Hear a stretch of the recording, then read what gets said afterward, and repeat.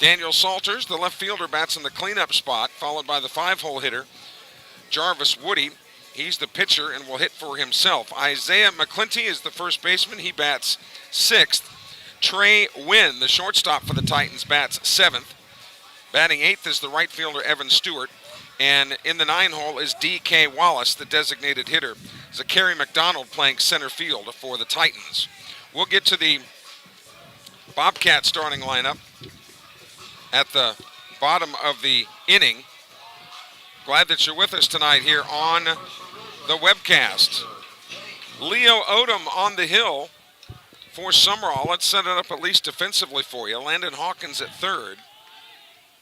Landon Holloman at shortstop. The second baseman is Tyson Hicks, and Cade Clinton is at first base. The outfield left to right as we are underway with the first pitch of the game and a foul into the screen. Malik McNair in left field. Barrett Brazil in center.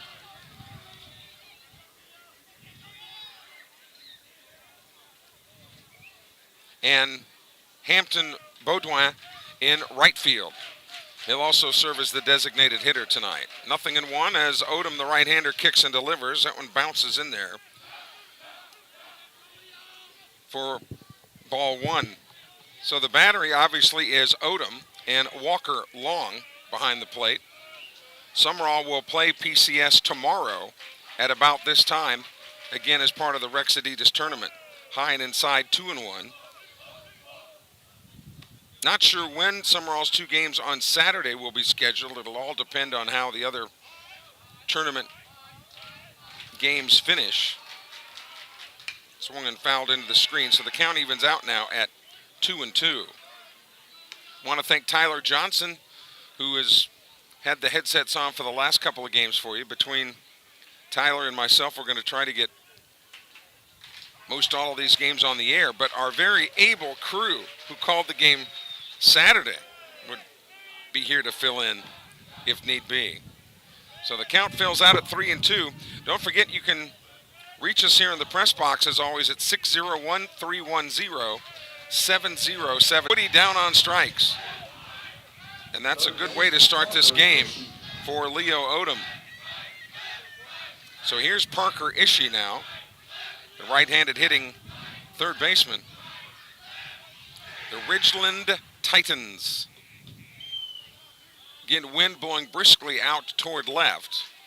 And the Sumrall defense in the outfield, as there's a swing and a miss, is shaded to left, which would make sense.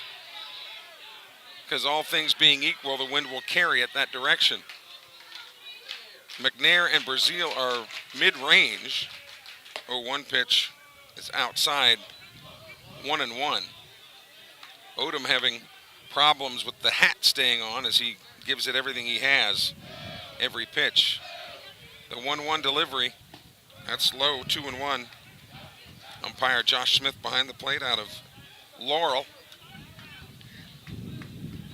The Rex Adidas tournament, a favorite of Sumrall fans every year. Here's the 2-1. There's a strike. 2-2 now. Odom has just reared back and thrown the pills in here. Nothing but heaters up to this point. Bases empty, 1 out. Here's the 2-2 pitch. He got him on strikes, looking on strike 3. So 2 up and 2 down, and here comes the second baseman, Garrison Davis. Davis, a left-handed hitter.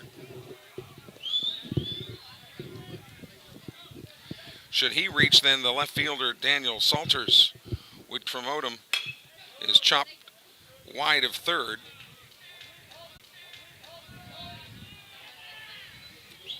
So you got the left side of the Sumrall infield is Landon squared. Hawkins and Holloman, actually LH squared. Landon Hawkins, Landon Holloman. Hawkins shading the line just a bit. Here's the 0-1. That's low. 1-1. Leo Odom, the third of 5 Odom boys. Luke, Levi, Leo, Lou, and Lanny.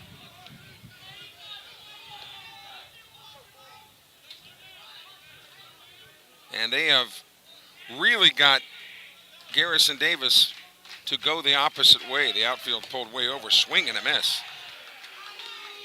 Odom has been on fire here in the first inning. Scheduled for 7. Raymond and Truvy McRaney are watching from Lincoln. That's good that they're watching from Lincoln Road, because that part of Hattiesburg just got electricity and internet, didn't they? No, that's actually the high rent district over there, Lincoln Road. 2 balls, 2 strikes, 2 out. Base is empty here. And the number 3 man on the order up to bat is Odom, facing the minimum so far. Took something off of it and fooled him on the off speed. Odom strikes out the side. No runs, no hits, no errors. Nobody left on base. So we go to the bottom of the first inning. Let's bring you now the Sumrall batting order. Holloman will lead it off. As we mentioned, he's playing shortstop. Barrett Brazil had a good chat with him before the game tonight. He is playing center and will bat in the 2 hole. Walker Long, the catcher, providing some punch in that 3 spot. Then Odom will hit for himself in the 4 hole. Cade Clinton bats 5th. He's playing first base. Then comes Landon Hawkins. L. Hawk batting 6th, playing 3rd. And then comes Hampton Baudouin, the designated hitter and right fielder. And he's listed as the designated hitter and right fielder, so that if any pitchers should have to be lifted or so on, it gives Andy Davis the versatility of keeping him in the lineup. Malik McNair batting 8th, playing left field, and Tyson Hicks, the number 9 man at second base. So for the Bobcats, it's Holloman, Brazil, Long, Odom, Clinton, Hawkins, Baudouin, McNair, and Hicks.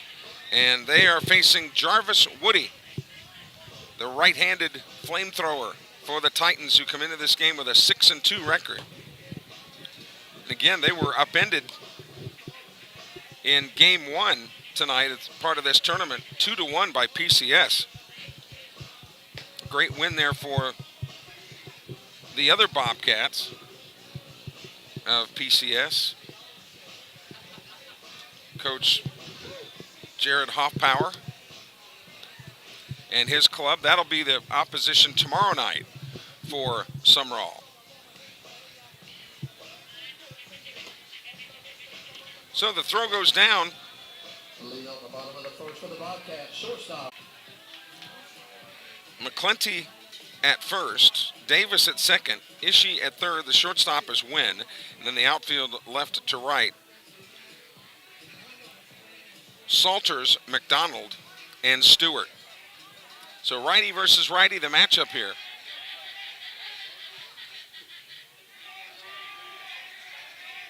Even with the bag at third is Parker Ishii. Well, you're going to see some live fastballs early in this contest. Here's the 0-1. That's low. 1-1 now with Brazil on deck. Now, that wind has died down just a little, but it's still plenty active. Here's the 1-1. Swung on. Here's a chopper to short. Throw to first. Quickly down the line is Holloman, but he's retired on this put out. From Ishii to McClenty. And here's Barrett Brazil now.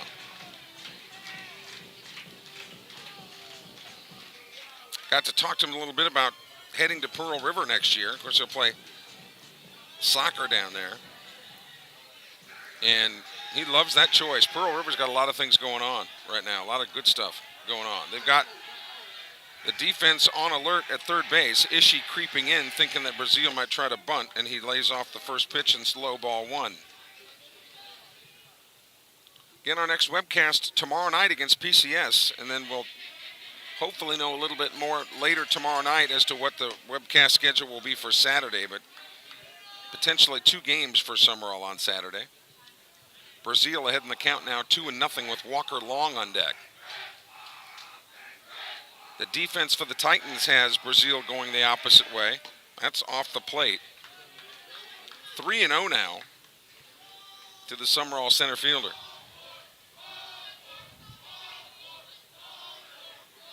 Here's the next pitch to him. That's skips in there, so he coaches a 4-pitch walk. out of Woody. And maybe it's that little yellow stuffed animal that Barrett Brazil carries around as his good luck charm. Not really even sure where he found it, but started kind of carrying it around about a year or so ago. He said it's been good luck to him. Stranger things in sports have happened, I assure you. But Brazil's there at first with one out, and here's Walker Long. The heavy-hitting right-handed catcher. And now too much time, and he has called time at the plate. A lot of sports around the area this weekend. Of course, Southern Miss entertaining Dallas Baptist this weekend. That won't be an easy chore for the baseball Eagles. First pitch, and that hit him on the shoulder. He gets plunked. So runners on first and second now with one out, and here's Odom, who can help his own cause here. And a chunk of that out. I don't know if you can see it right there on the front of the mound, but there's kind of a gouged out hole where the pitchers usually land with that left foot, and it has knocked out a piece of that turf. So here's Odom, the cleanup hitter. Righty versus righty this matchup as Woody goes from the stretch and delivers. Pitches low, ball one.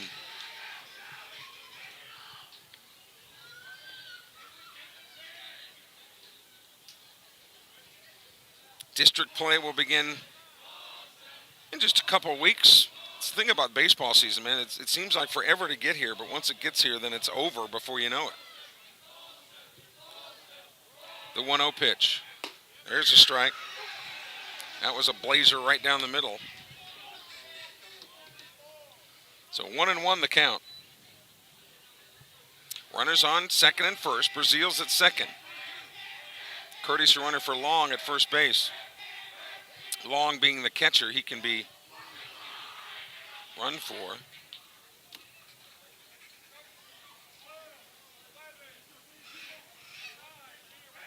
Colby Pittman is at first base, running for Long. Here's the 1-1. Inside, 2-1 now. Odom hitting cleanup. Cade Clinton on deck. Bottom of the first inning here at Larry Knight Field. Sumrall baseball on the web.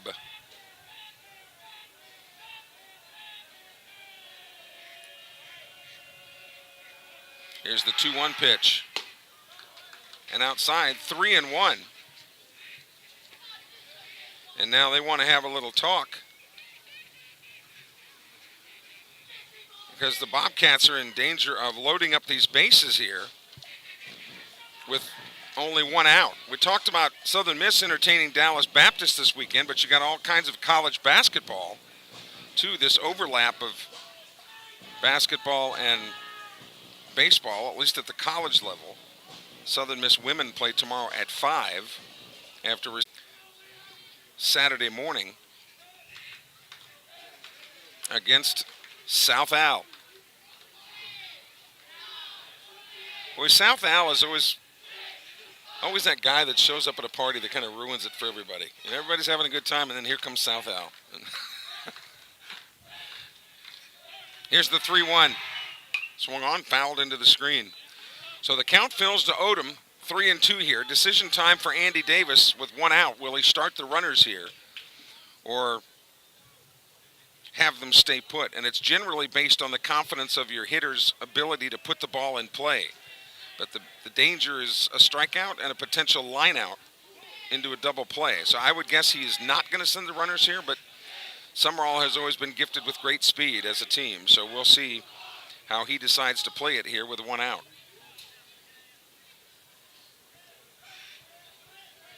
Brazil, exceptional speed at second base, and Pittman a good runner behind him. Are the runners going? They are not, and there's ball 4. So that loads up the bases. Too big of a risk as Andy Davis weighs it out. And timeout now as the Titans go to talk this over. Real South Hunting, one of our sponsors on the webcast. We thank them for their support. All of our sponsors, really.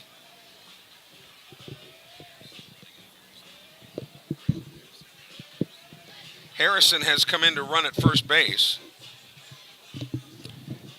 Kids Campus Learning Center has joined our webcast family. We want to thank them. Kids Campus with 2 Ks. Kids Campus Learning Center on board.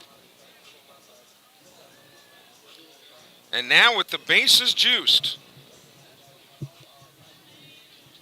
here's Cade Clinton, the first baseman. There's nowhere to put him.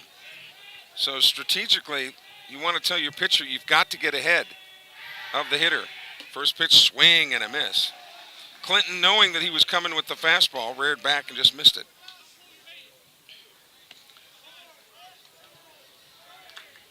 Titans at double play depth. They will sacrifice the run for a potential double play. But the problem with the double play against Sumrall is the Bobcats run so well.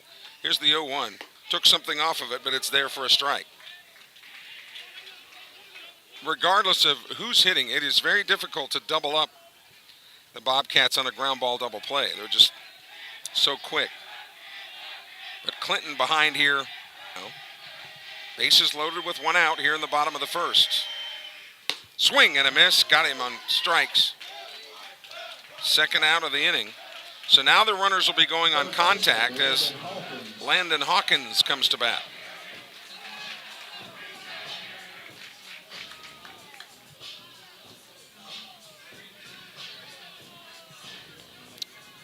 Just like his dad was the oldest of 3 boys, Landon Hawkins, the oldest of 3 boys. So we'll see it here. First pitch swung on, fouled into the screen. Hawkins had a lash at it. So Brazil at third, Pittman at second, Harrison at first with 2 outs. Boy, if the Bobcats here, you want to try to take advantage of this. Holloman grounded out to lead off the inning. But then a walk to Brazil. Walker Long got beaned, and Leo Odom walked. Here's the 0-1. And Cade Clinton struck out just prior to Hawkins coming up. So Hawkins in a hole here. Advantage to the pitcher because with 2 strikes, the pitcher has some leeway. Obviously not walking a guy until you reach the 4-ball mark, so the batter has to swing at anything close. Called strike 3, fastball right at the knees. Hawkins down on strikes. The Bobcats leave the bases loaded. No runs, which is the home of Sumrall Bobcat baseball.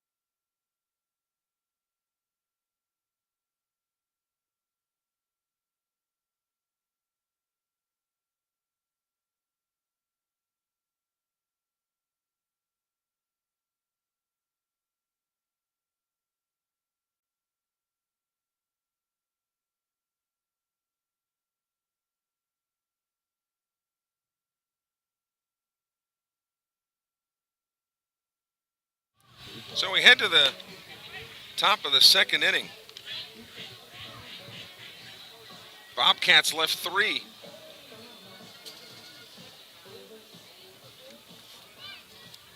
So we are scoreless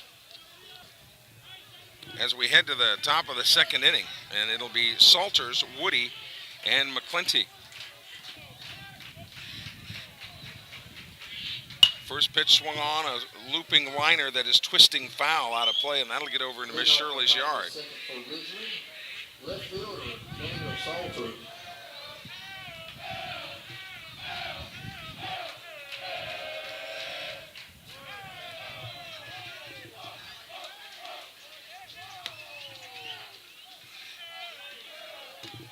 1-1 now, the count. To Salters, the left fielder, here in the top of the second, facing Leo Odom. That pitch that might have just slipped off his fingertips, high and outside. 2-1 the count now.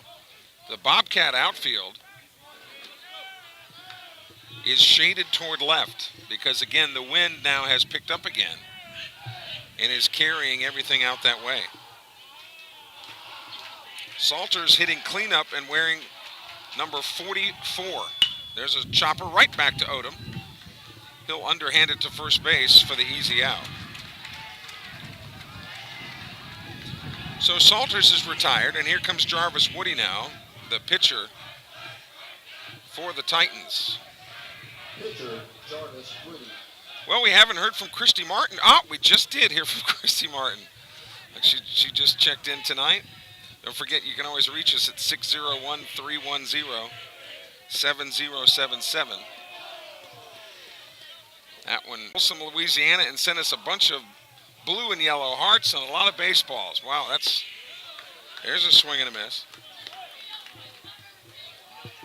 1-1 the count now. The purpose of these pre-district games, and although this is a tournament, is you want to let guys compete for pitching innings, breaking ball, and a beauty in there for strike two, so that you can kind of set the table knowing what you're going to have going into district play, because those are the ones. That's the fourth strikeout of the night already for Odom. First baseman, Isaiah McClenty. And here's Isaiah McClenty.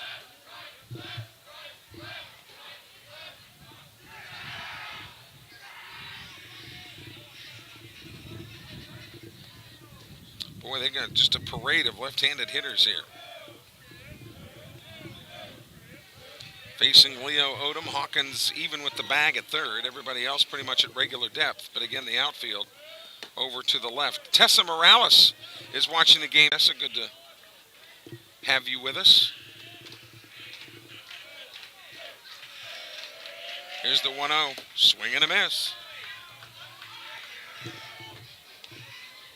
Jose's got to be, what, a sophomore now, or junior in college, something like that? At least of that age. Here's the 1-1 pitch. There's a called strike. Well, Odom working quickly.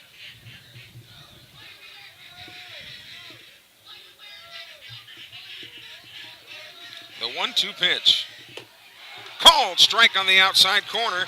He strikes him out. So he has faced the minimum.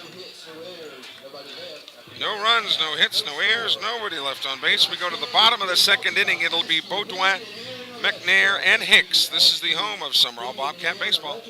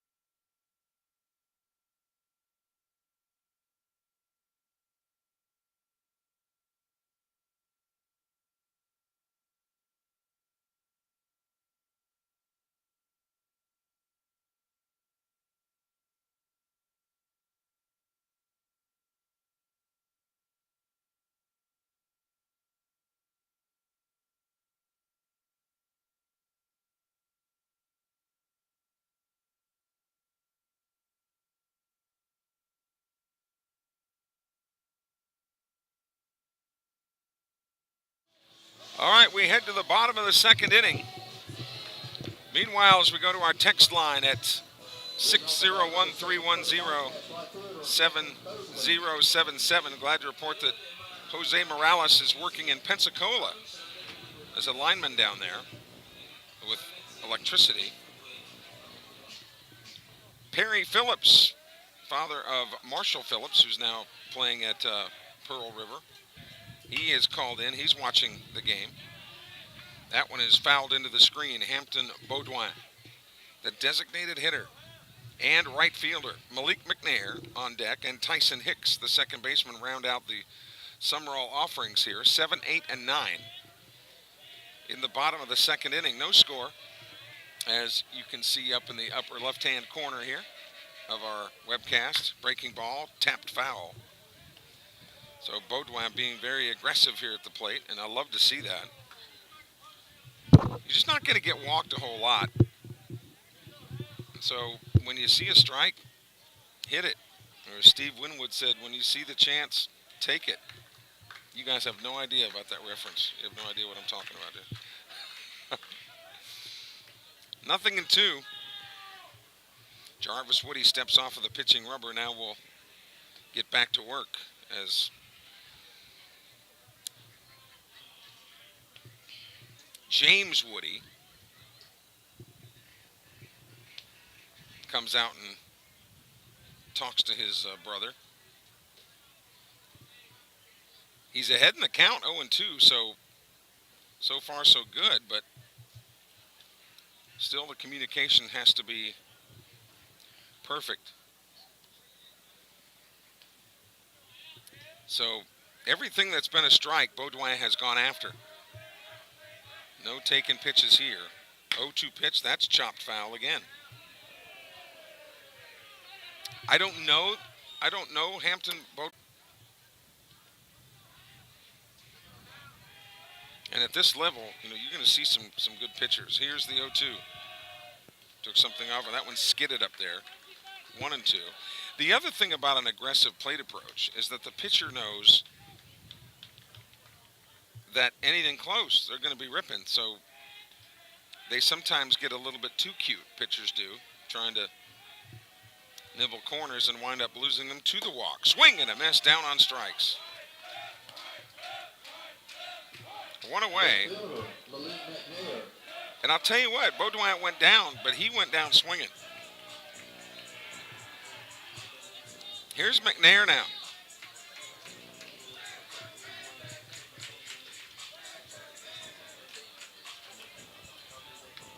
Malik playing left field. And Woody will go from the full windup. He kicks and brings it. Low, ball one. And here's a guy you definitely don't want to walk. You want to try to make McNair hit his way on, especially because a walk to McNair is almost like a triple. There's a shot down, almost got one of the white cars down there on the street. Really a Thursday night, but kind of a sparse crowd for Sumrall standards on a beautiful night as well. Of course, tomorrow night, a Friday night, they'll be out in big numbers. And now Woody again off of the pitching rubber. Here's the 1-1. Took something off it, cue-balled it off the end. This will be a tough out. Throw to first, and they get him. Had kind of some English spin on it. So 2 up and 2 down, and here's Hicks now. Bottom of the second inning, scheduled for 7 here tonight at Larry Knight. Boy, that wind has freshened again, and it is brisk out toward left field. Nobody in the executive lounges in left. A couple of folks have occupied their patios out in right field, the party patios. So we've heard from Perry Phillips, Tessa Morales, Raymond and Trudy McRaney as he misses the bunt attempt there for strike one.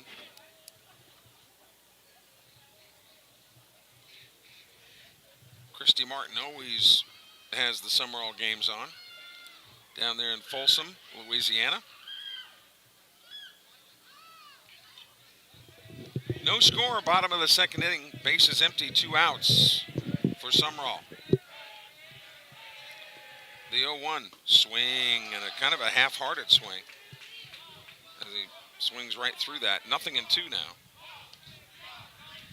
little bit different than the Pine, Louisiana game where the Sumrall scoreboard almost short-circuited from all the numbers that were being put up between errors and runs. Here's the 0-2. Took something off of it, but well off the plate, 1-2. Sumrall and PCS tomorrow, and then we'll see how the tournament brackets shake out as to where the Bobcats and what they'll be doing on Saturday. A lot of games in a short stretch here for Sumrall. 1-2 pitch, swung on, laced foul into the screen. So the count stays 1-2.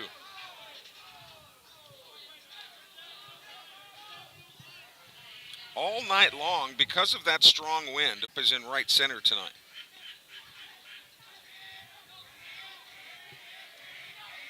Jarvis Woody going from the full windup. Here's the 1-2 pitch. Took something off of it, swing and a miss. He got him on strikes. No runs, no hits, no errors for the Bobcats in the bottom of the second inning. 2 complete here at Larry Knight. We are scoreless. Back for the top of the third in a moment. This is the home of Sumrall Bobcat baseball.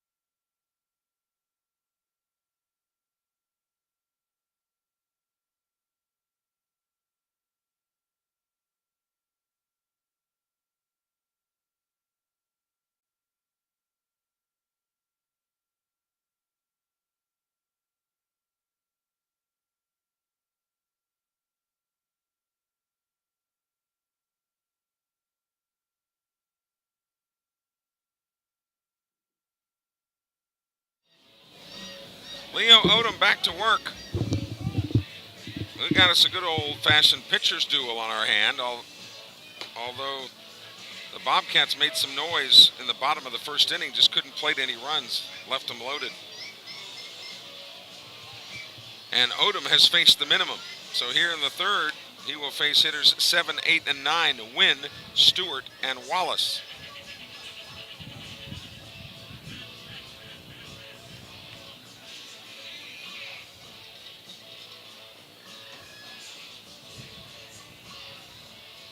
So Wynn will step in there, the shortstop. The Titans have thrown a lot of left-handed hitters tonight at Odom, but he hasn't blinked. Here's the first that Odom and Davis would certainly be, Davis, Odom, Hawkins would be in that mix come district time. Sumrall, no shortage of pitching, and that's what everything seems to come down to these days. That pitch is high, 2-0. Evan Stewart, the right fielder, on deck here in the top of the third.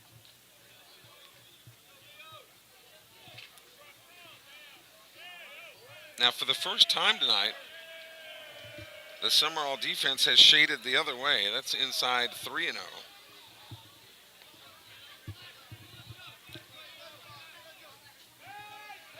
This is really the first time the first hitter was so early yet that Odom couldn't find the range. A leadoff walk and the first runner of the night for the Titans. And here comes Evan Stewart, the right fielder. Right fielder, Evan Stewart. Walks are always problematic, but especially so when you walk the bottom part of the order. So the number 7 man is on, and here comes the left-handed hitting Evan Stewart. Hawkins picks up the scent of a bunt at third base, so he is creeping in over there. D.K. Wallace, the DH, is on deck. No score here in the third. Another throw to first. Kind of a unique pickoff move there by Leo Odom. Of course, in the major leagues now, he's already thrown over there twice. And this year in the major leagues, in the pros, he can't throw over there again, which is really a stupid rule, and I'm going to talk about that in just a second. Here's the first pitch. Shows bunt, but pulls it back high for ball 1. The reason it's a stupid rule is if, as a runner, if you know he's already thrown over there twice and he can't throw again, why not get out there at 20 feet, right? Shows bunt again, but that one's a strike.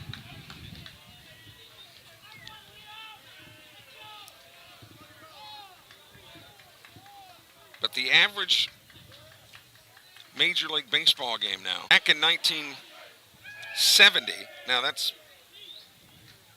going back a few years, but it was about 2 hours and 36 minutes. So it has increased about a half an hour as everybody calls timeout now and wants to discuss things. So I get the idea of wanting to try to shorten games, but the idea that you limit a pitcher's ability to throw the ball over to first base, I mean, like I said, that runner can then get a huge lead knowing that the pitcher can't throw over again. 1-1 the count to Evan Stewart with Wynn at first base and nobody out. Hawkins again anticipating bunt. Throw over to first, back in time. Now see, in the bigs, that would be illegal. Or maybe it's no more than 2 times in between pitches. Swing and a miss. Way behind that fastball. So if you're Odom, you just try to challenge him with the heat here and make him hit it.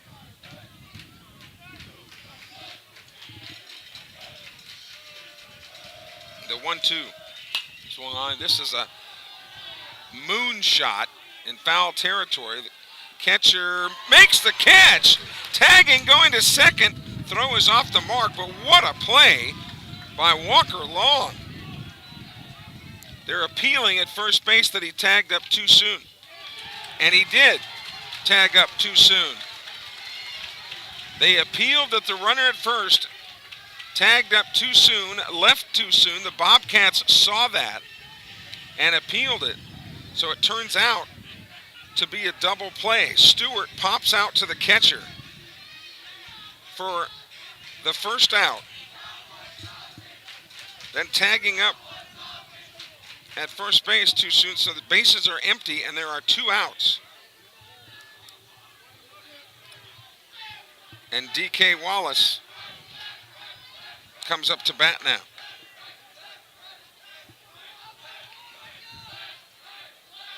And Eddie Easley, the coach for Ridgeland, has been warned. First pitch is high, ball 1.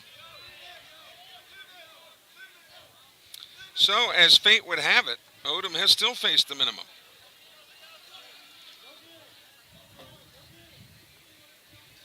One of the most unique double plays you'll ever see. Time is called here, and it looks like a placard of some kind has gotten away from one of the... So, Clinton...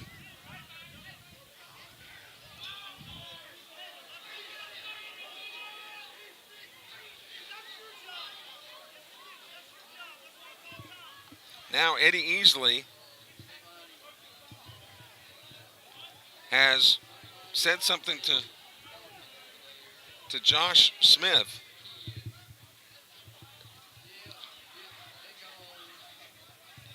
And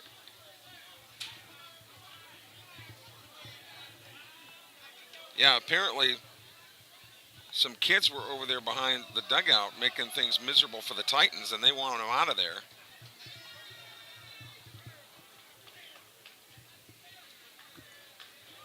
And so security will position itself over there and make sure that no unwanted folks are there. There's a strike, 1-1. So bases empty, 2 outs is the long and the short of it, and 1-1.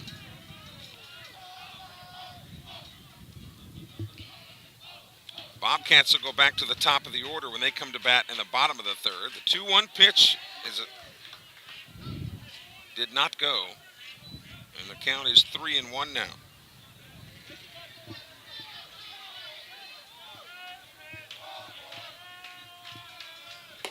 High, ball 4. That's the second free pass that Odom has issued in the inning. But no harm, no foul yet with 2 away. And they go back to the top of the order. And here's James Woody, the catcher. The Ridgeland Titans and the Sumrall Bobcats, part of the Rex Adidas Tournament, Spring 2023.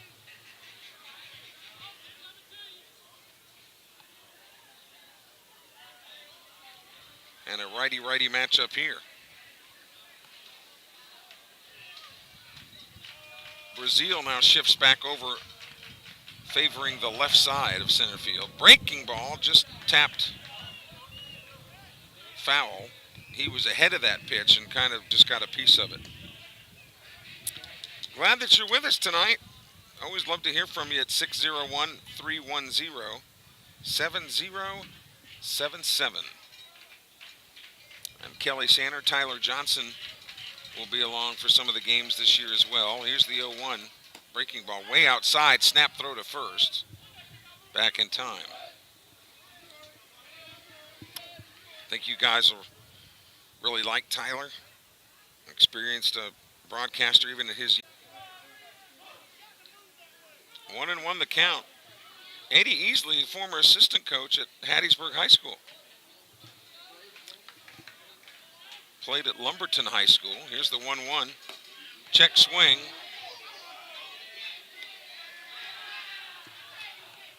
And he went around. 1-2 now the count.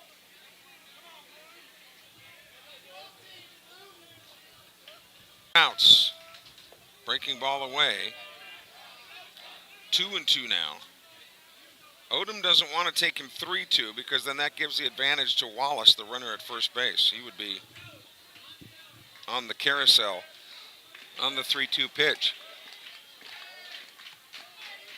Here it comes. Swung on, lifted foul into the football field.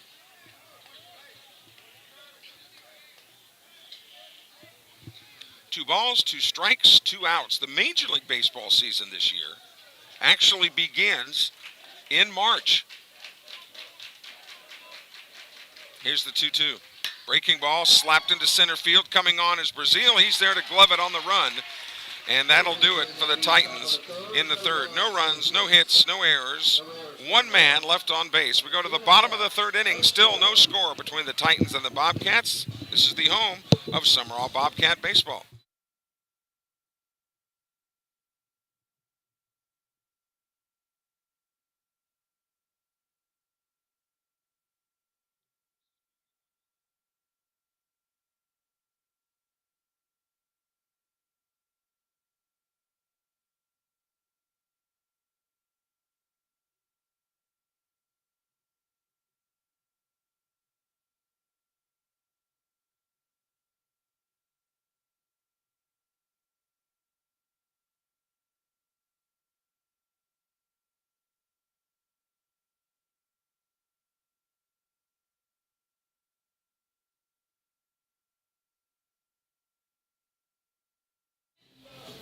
So we go to the bottom of the third inning.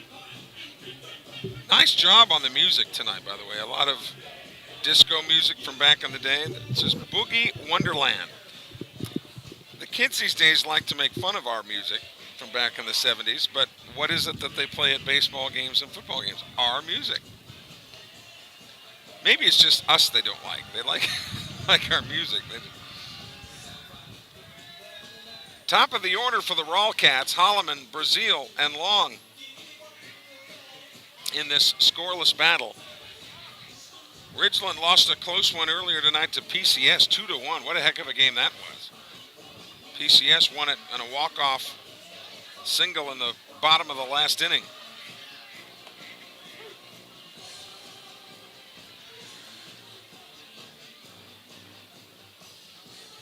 Got to see old Cooper Templeton up here earlier tonight, son of assistant football coach Jeremy Templeton. Michelle's boy. Here's Holloman. He grounded to short his first time up. Cooper Templeton was up here in our little press area. You know where we are. We're actually a couple of stories, so to speak, right above home plate. Playing Holloman straight away.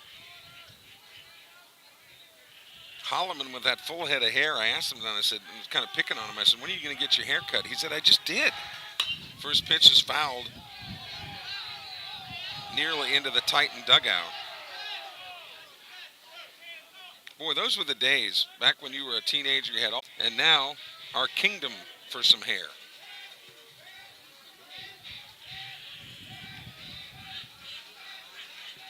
Woody's still on the mound for the Titans. Great pitching matchup here. Here's the 0-1 inside and off the glove of the catcher, James Woody. They're watching in northwest Wisconsin tonight. Would rather be in the dugout with my camera. You'd probably rather be anywhere than in northwest. 18 inches of snow in one swoop. Well, that's brutal.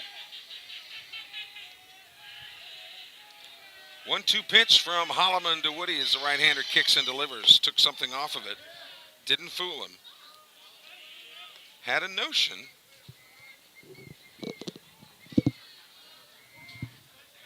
But laid off of it. 2-2 now. The count to Holloman with Brazil on deck. Playing him straight away. Here's the 2-2. Swung on and fouled right over top of us here.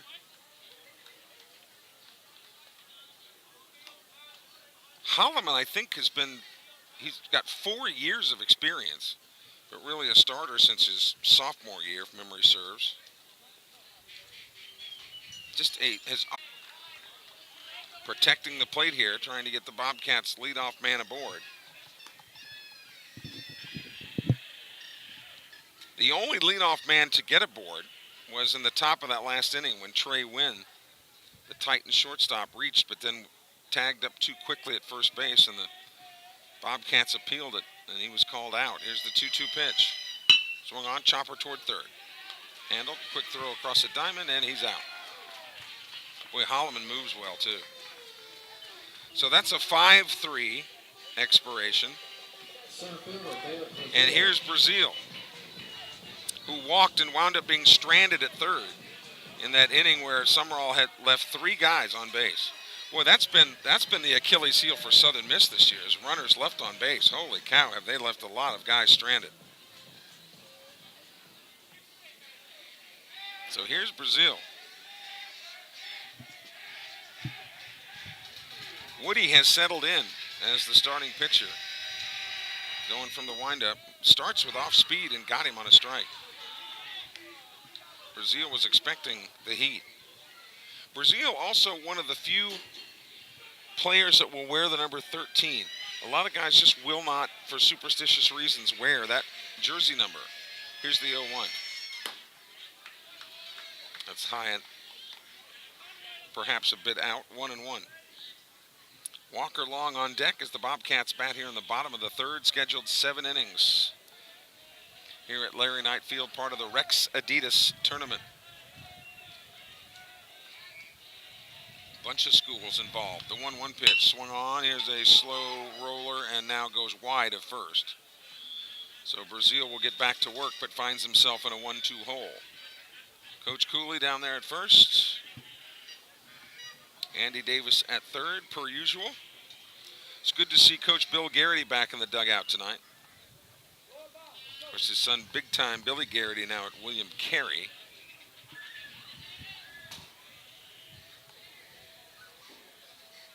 One-two pitch upcoming to Barrett Brazil. Swung on, there's a shot to third, and underneath the glove of the third baseman, Parker Ishii. That's a hit. That's got to be ruled a hit. It is. So Brazil is aboard, going the opposite way, and here's Walker Long now. Boy, really good at bat by Brazil, because he was in a 1-2 hole and at a big disadvantage, but he fought it off. Here's Long, who got beaned his first time up, and the runner, Walker Long, you know, we've talked about Sumrall teams really historically have not been really physically big teams, but Walker Long's a big kid. Of course, most catchers are pretty big dudes. Throw over to first. Of course, Graham Crawford, now at Southern Miss, was a 3-year starter here at catcher for Sumrall. Really durable, too. In the 3 years he was here, I'm not sure Graham Crawford ever missed a start. The Titans of Ridgeland and the Bobcats of Sumrall. No score. Bottom of the third. The 1-0 to Long. This fought off an inside fastball off the fist, and Brazil was on the move. He'll have to retreat now. And the count evens out at a ball and a strike. Microphones here. Brody Courtney pushing all the right buttons for us tonight. Another, looks like a Nerf ball or something has found its way into the field and right. Now that's, if those going to work out there, that's something they're going to have to really watch, is youngsters and things throwing. This is the second time tonight that the game's been stopped for things on the field. Here's the 1-1 pitch to Walker Long.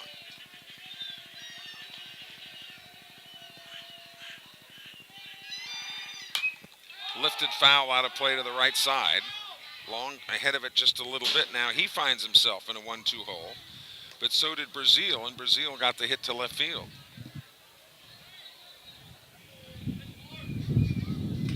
And you get it. Little kids are excited. You know, they're at the game. They're playing cup ball or the things that they do. But it can break up the momentum of a game. 1-2 pitch to Long. Swing and a miss. Throw to second is way off the mark. So Brazil steals the base. He's in scoring position, but now 2 away after the strikeout to Long. And was catcher throwing interference by the catcher was called, so Brazil is called out at second base. So no runs, no 1 hit. Nobody left on base. We've completed 3 here in Sumrall tonight. No score between the Ridgeland Titans and the Sumrall Bobcats. Back in a moment. This is the home of Sumrall Bobcat baseball.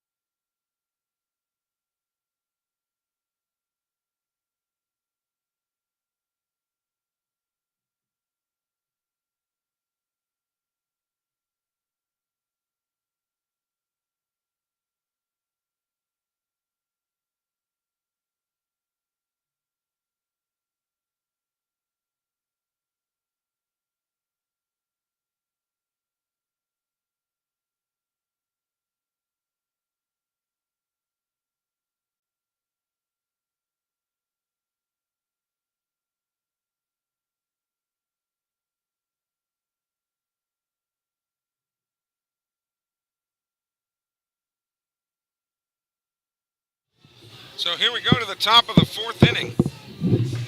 Ishii, Davis, and Salters to face Odom. Those are hitters 2, 3, and 4 for the Titans.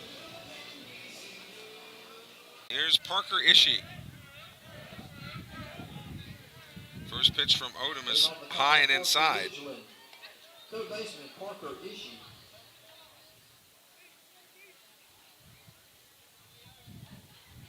Umpire Josh Smith had asked Odom to move the rosin bag a little bit further back off the mound so that it didn't interfere with the view of the hitter. Odom working quickly. That pitch is high and inside, 2-0. The other problem sometimes when you have a pitcher's duel like this is that defenses sometimes can be lulled to sleep. 2-0 pitch inside, 3-0. You remember the Titans started last inning with a walk and couldn't even get the runner to second base. There's a strike as Odom just fired the pill in there on the inside corner. 2 more Odoms to come after Leo. It's Lou and Lanny. Here's the 3-1. Shows bunt, but it's high, ball 4.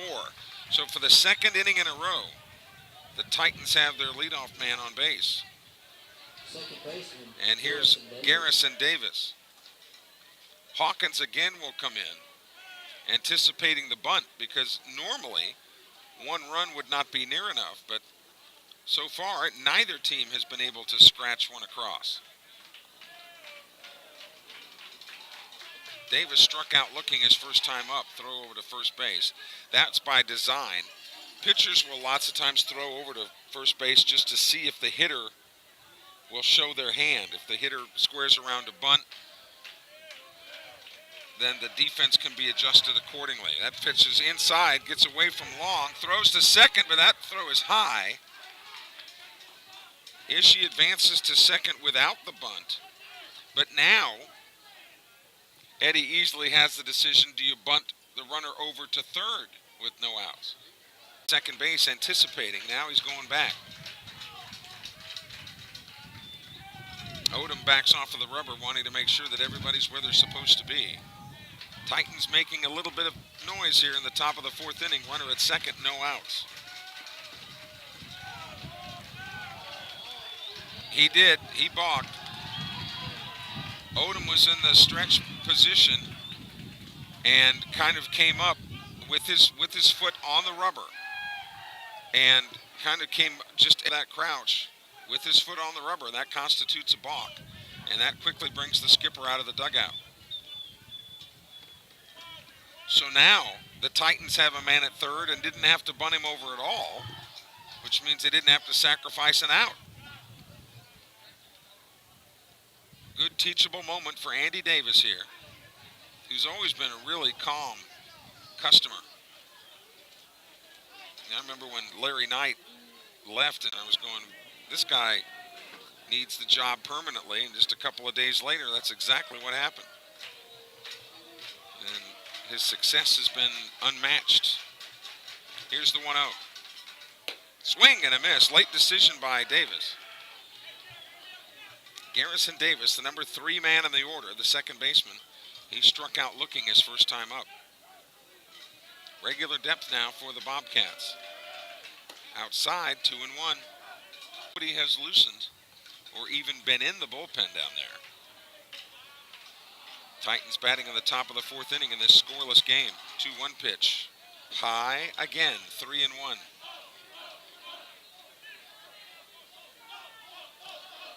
The cleanup hitter, Daniel Salters, is on deck.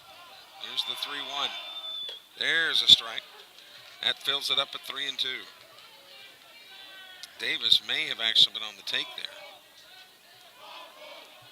Big pitch here for Odom. 3-2. Too high. It's ball 4, a second straight walk. And here's Daniel Salters. Left fielder Daniel Salters. Again, a left fielder that wears number 44. You better be able to hit if you're going to wear 44, right? Hank Aaron's number.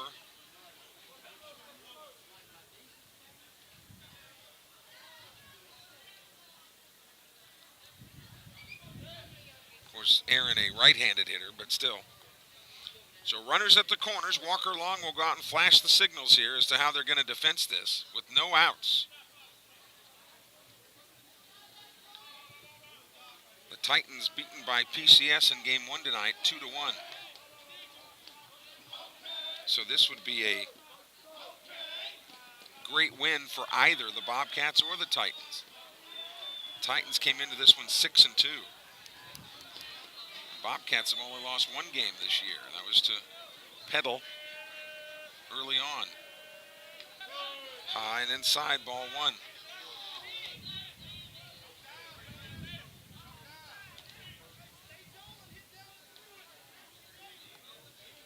They've got Salters shaded a little bit toward left. So again, the gap is in right center. Here's the 1-0 pitch. There's a strike on the inside corner. Yes, we would certainly be remiss if we didn't mention soccer coach Todd Siders at Sumrall, who whenever he played baseball, he wore the number 44. and garnered the nickname Toddzilla. He could smash, rake, whatever you want to call it. Coach Siders was a heck of a hitter. Now they purposely get the runner off at first base. They're going to come home for the play, and he is out at home. Bobcats worked it to perfection.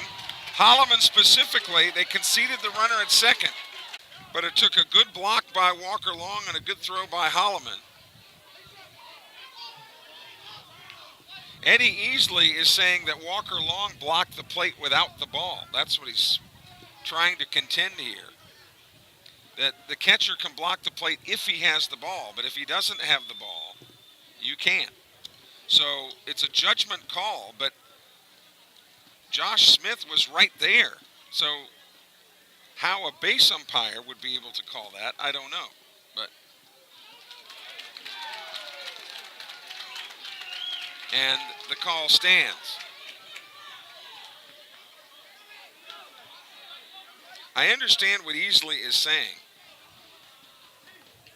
but a catcher has to get in position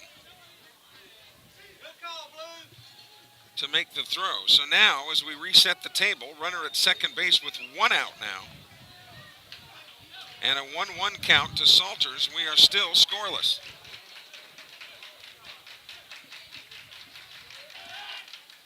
That's high, 2-1. I don't know how this game is going to wind up, but I can't help but feel that's going to come back to haunt the Titans. You had a run at third base with no outs, a pass ball, a sac fly, anything like that. Holloman executed it beautifully defensively. Here's the 2-1. Outside and high, 3-1. We've talked about Holloman's defensive prowess. He has been flashing leather for a long time. Here's the 3-1. There's a strike. And another big payoff pitch coming for Odom as the Sumrall bullpen now starts to loosen. See if we can't get a number for you down there in the bullpen. Here's the 3-2. Outside and high, ball 4. So that would have loaded the bases. Pitcher Jarvis Woody. The lefty Keaton Malden, a senior, is loosening in the Bobcat bullpen.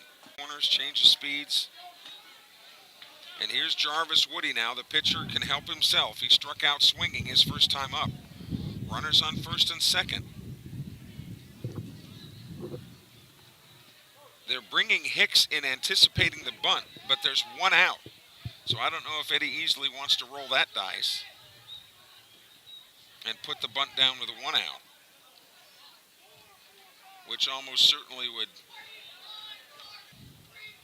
make 2 outs and then really put the pressure on the next man up.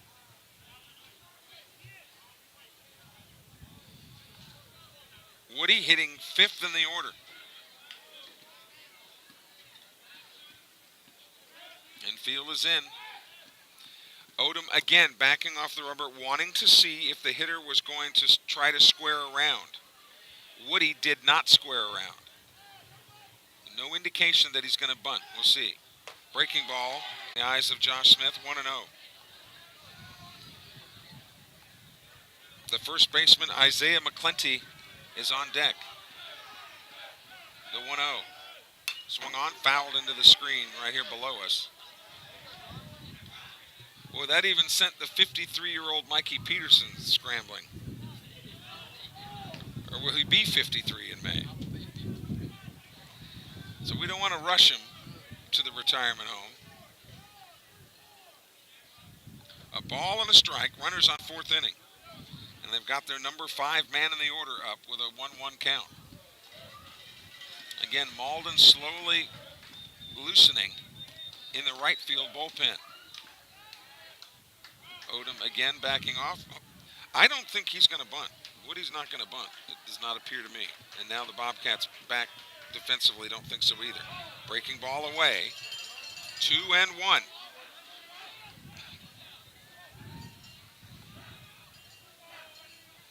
Now, if you're going to double steal, this is a good count to double steal on. We'll see. Nobody moving. 2-1. There's a drive into left center field. That ball, McNair almost got it, but overran it. This will score 1.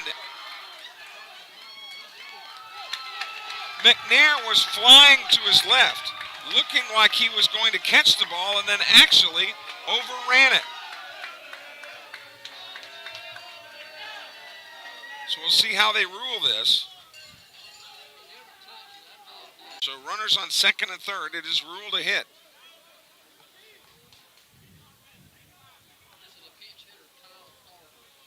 So here's Kyle Carter now for McClenty. And a courtesy runner at second for Jarvis Woody. So runners on second and third now, and the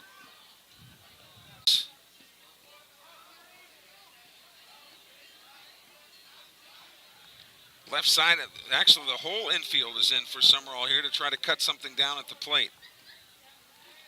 First pitch to Carter, ball 1.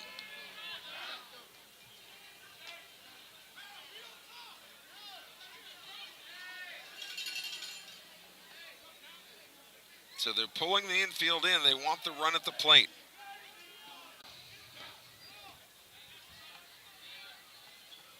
Wynn is on deck, the shortstop. He walked his first time up. The 2-0. Inside, 3-0.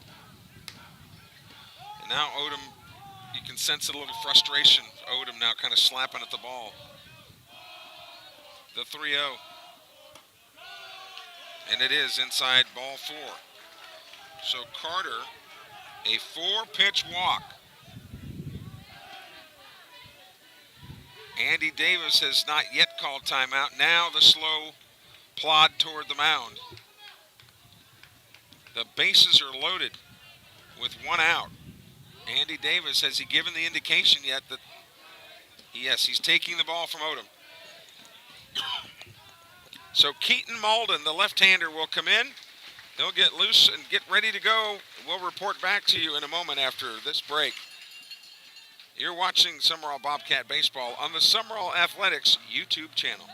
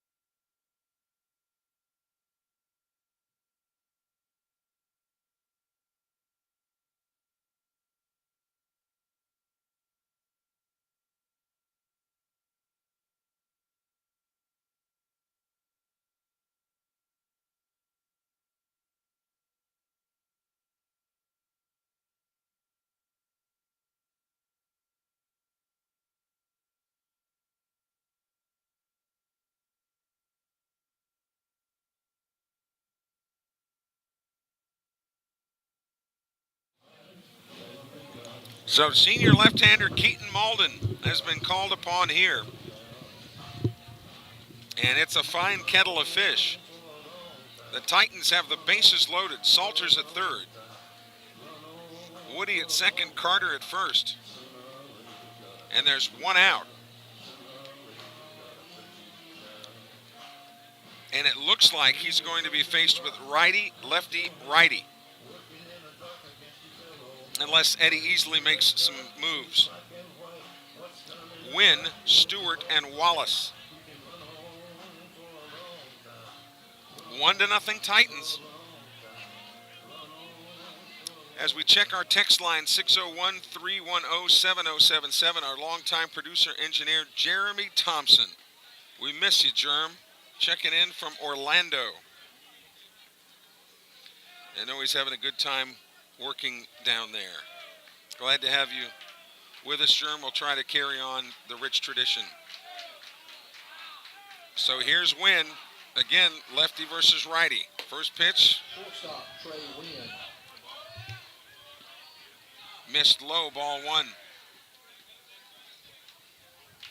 No runners being held. The Bobcats will take the double play here with one out if they can get it.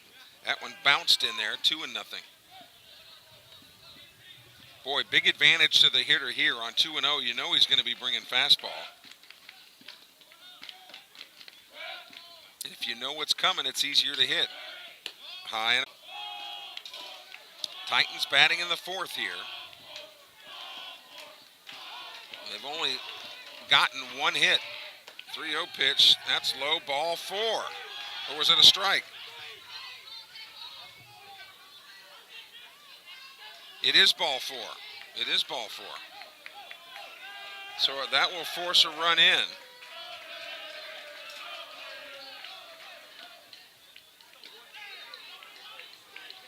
So the bases are loaded, and here's Evan Stewart now. As we mentioned, Malden was facing righty, lefty, righty. 2-0 now, Ridgeland. Malden facing the lefty. There's a strike.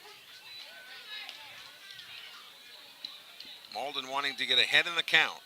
You get 2 strikes on the hitter, then the hitter's got to hit the pitcher's pitch. The 0-1. Swung on, fouled into the screen. 0-2. Now Malden's got him where he really wants him. Advantage Keaton here now. He can throw whatever he wants, and Stewart is going to have to attack it anything close. So he could nibble the corner or nibble the zone up or down.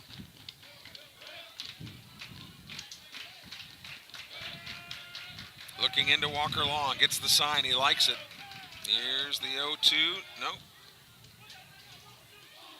That's almost a guaranteed. Every time I'll say, here comes the pitch, they'll do something and not deliver the pitch. Big out here for Malden if he can get it. The 0-2. Strike 3, a beautiful pitch right down the outer part of the plate. Stewart is down looking. 2 away, bases loaded. And here comes the designated hitter, D.K. Wallace. So runners will be on the carousel here with 2 outs. They're moving on any kind of contact. First pitch. Strike on the corner. Again, Malden is not going to overpower you, but he is always around the strike zone, which makes life a lot easier for catchers, especially strike 2. Bobcats will have hitters 4, 5, and 6 in their half of the fourth. The 0-2 pitch. Swing and a miss. He got him on strikes. Nice job by Keaton Malden, but the Titans do come up with 2 runs on 1 hit. There were no errors. 3 men left on base. We go to the bottom of the 4th inning here in Sumrall. It's the Titans 2, the Bobcats nothing. Back after this timeout. This is the home of Sumrall Bobcat baseball.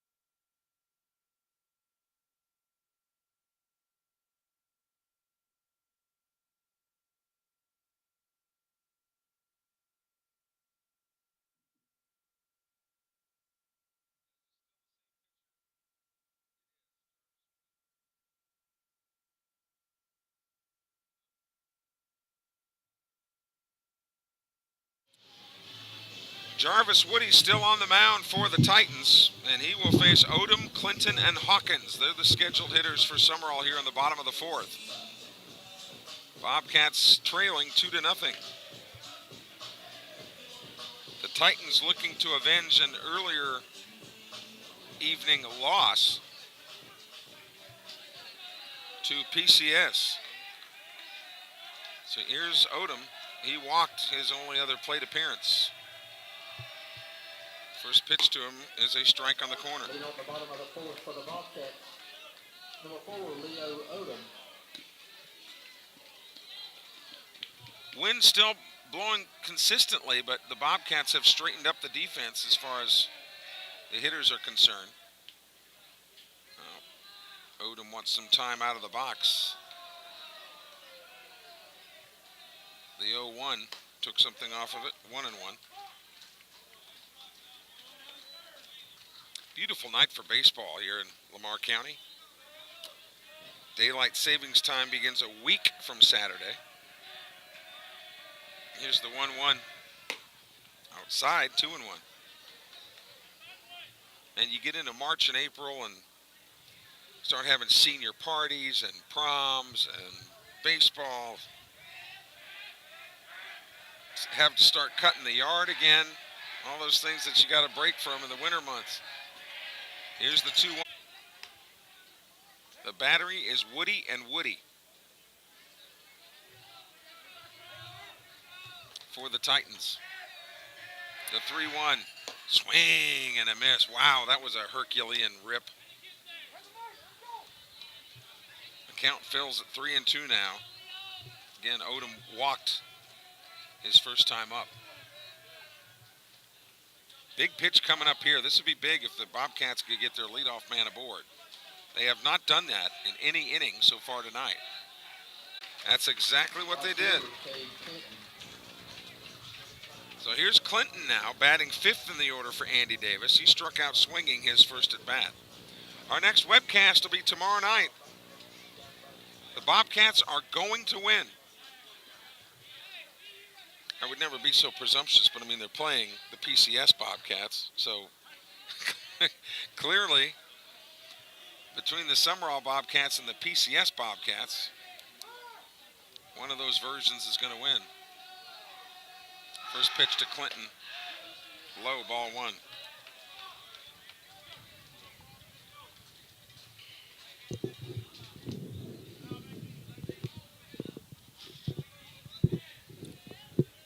Landon Hawkins on deck as the Bobcats bat here in the bottom of the 4th inning, trailing 2-0.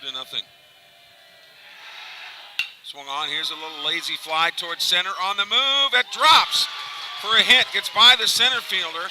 Picked up, here comes the throw to third. It'll be cut off. It's a double for Clinton.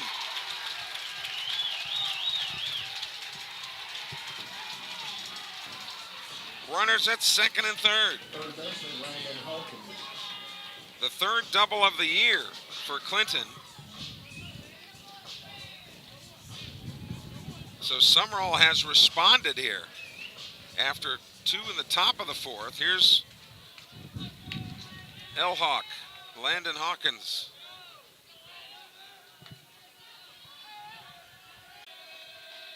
Woody goes from the stretch, and the pitch swung on, a little lazy fly out towards short, and that's gloved easily for out number 1. So 1 away, and that'll bring up the designated hitter, right fielder Hampton Baudouin. He struck out his first at bat, but as I noted, he was really aggressive at the plate. He wasn't swinging at anything bad either. I'm just saying it was a really good plate approach. And you can have good at bats even if you strike out, if you force the pitcher to throw extra pitches and the like. Any type of contact will help the Bobcat cause here. Anything on the ground especially. First pitch to Baudouin is outside, ball 1.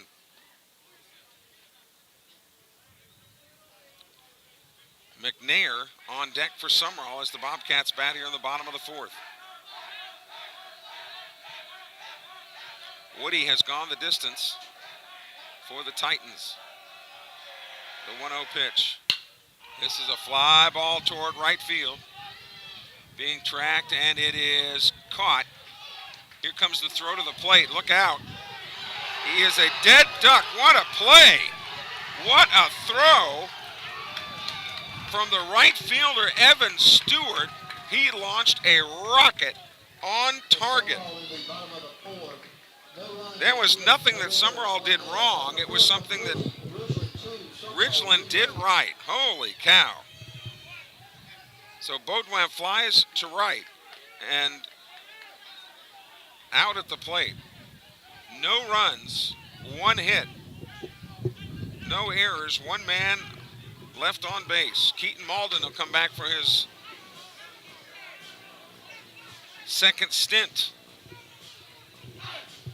He didn't pitch the full inning, but he's back out there for the fifth, and we'll have it for you in just a moment. This is the home of Sumrall Bobcat baseball.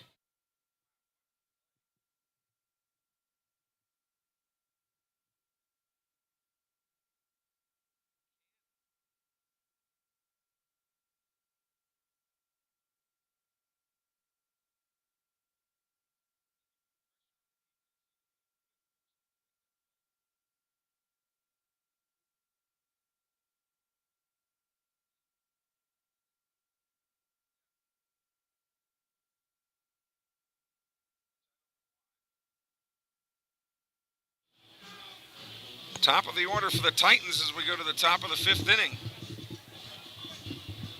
Woody, Ishii, and Davis. Bobcats a great opportunity there. And look, it's easy to second guess, but you have to force the defense to make that play. And probably 8 out of 10 times, the runner would score. First pitch to Woody is a line shot, but off of the glove of Holloman. That'll be an E6, and you won't hear me say that very often. It was kind of curving, but it went right off the top of the glove of Holloman, who appeared to be right there to make the play. So Andy Davis has called timeout, and he's not real happy with his shortstop right now. So again, the Titans have their first man aboard. 2 other times it was by a walk. This time it was by a miscue. And here's Parker Ishii. He has struck out looking and walked. He's officially 0 for 1. Hawkins expecting the bunt at third, now retreats a little bit. Malden will keep the runner close over there.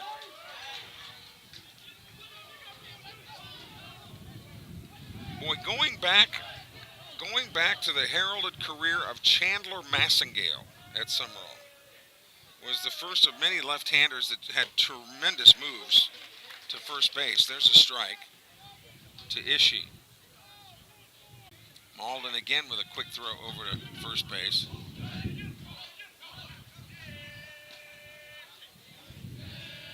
That ball, it looked initially like it was right at Holloman, but it did tail a little bit at the end, swung on and into the screen here to the right. 0-2 the count. The Titans have been out-hit by the Bobcats, but lead Sumrall 2-0. To right field and fouled it off over by the Helt Fieldhouse. 0-2 to Parker Ishii, with Garrison Davis, the scheduled next hitter. 0-2 outside. It was out. 1-2. Malden trying to get him to fish a little bit. Swung on, there's a shot into right field. That's a clean hit. Pulling the parachute at second base is Woody. Ishii's aboard with a single. And here comes Garrison Davis. Second baseman, Garrison Davis. Davis comes to the plate, and it's been feast or famine for him. He has struck out looking and walked, but Malden gets the advantage of the lefty-lefty matchup again. Now this strategically, a bunt situation under most textbooks, and again Malden tried to back off the rubber to see if he showed the bunt.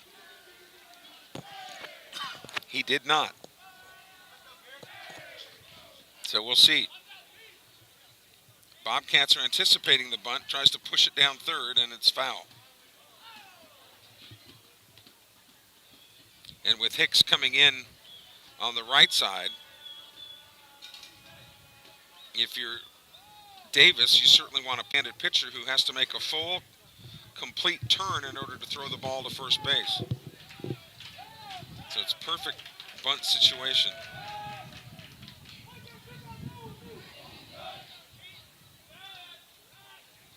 2-0 Titans as they bat here in the top of the fifth. They've got the first 2 men aboard and nobody out. Malden back to work. The pitch. He went for it and missed it, so he's in an 0-2 hole now.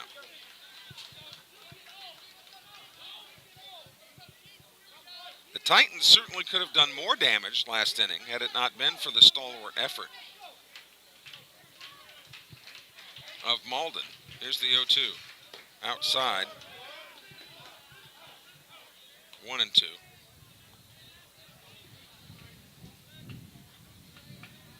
But an error and a single here have got the Titans making more noise. Swung on. Souvenir for Miss Shirley's Yard. Sounds like the title of a Bob Dylan album, doesn't it? Miss Shirley's Yard. You guys know who Bob Dylan is? Okay, good. Even my young counterparts here know who Bob Dylan is. The 1-2. Got a piece of it, stayed alive.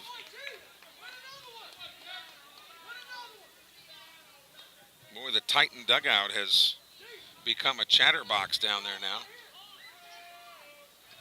knowing that they have the lead and could potentially add to it here. Field back, and Brazil is there to haul it in. They'll concede the runner going to third, and that actually sets up a double play. But Davis got a good piece of it. 1 out. Runners at the corners. And here's Salters now, another lefty. Daniel Salters. So if you're the Bobcats here, you'd love to get a crisply hit ground ball right at somebody. Salters, an outfielder, runs well, and he's already hitting from the left side, so he's got a 2-step jump out of the box.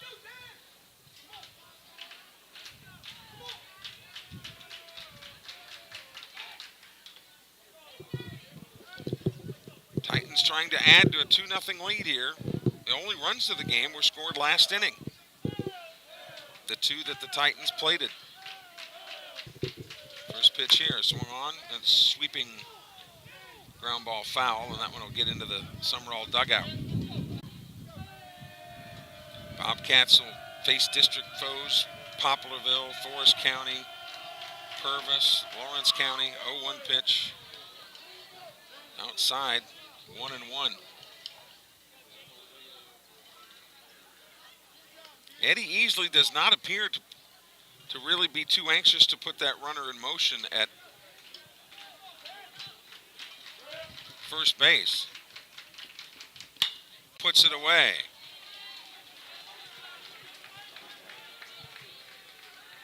So, runners at the corners with 2 outs now. Pitcher Jarvis Woody. And here's Jarvis Woody now. Going back as a righty. You'd have to think as much as runs would be at a premium here, the Titans would certainly love to get at least one more. Ball gets past the catcher. No play at the plate. So the run scores. It'll be an unearned run because it reached via an error. And Ishii races down to second base.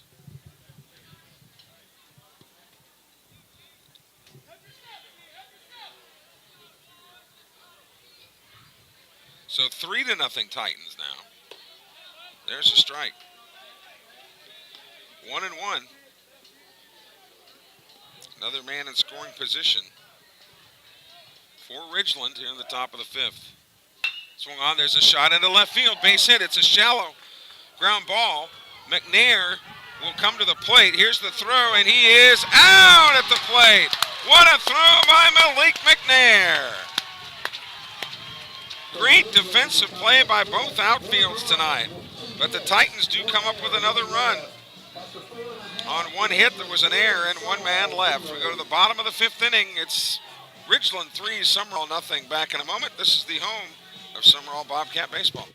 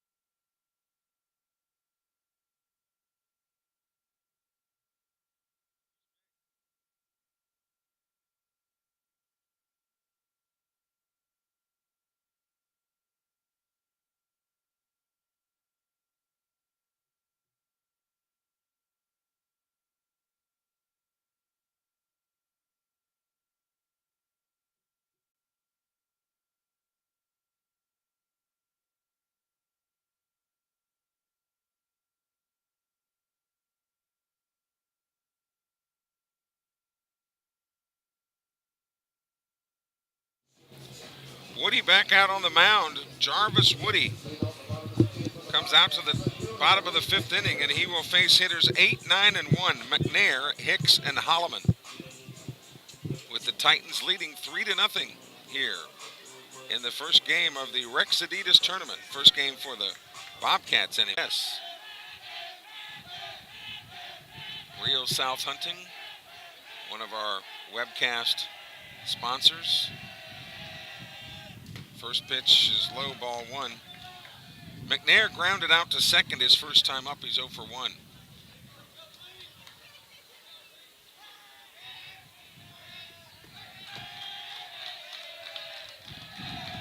The 1-0. That's too high. 2-0. The Titan bullpen has been quiet all night long. There is a vacancy in that bullpen right now. Now,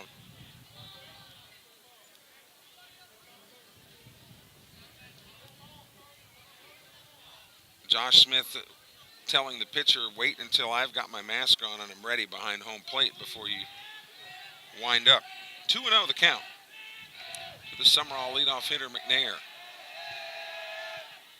Outside, 3-0. And again, the last guy you want to walk if you're the opposition of Sumrall is Malik McNair. It's almost like a triple. Here's the 3-0. Ball 4, it's a 4-pitch walk. So the Bobcats have their leadoff man on here. So let's see what Tyson Hicks can do.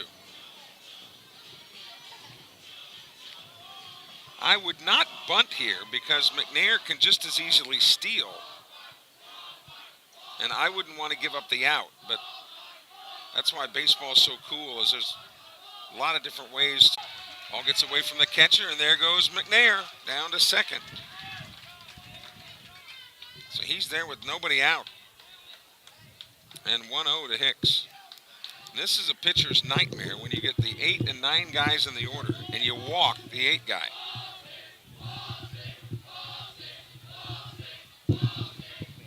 So let's see here how they handle Hicks on this righty versus lefty matchup.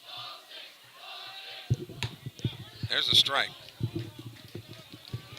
1-1 the count. They play Hicks. The outfield plays him to go the opposite way ever so slightly here. The bottom of the fifth inning. Sumrall trying to get the goose egg off the board.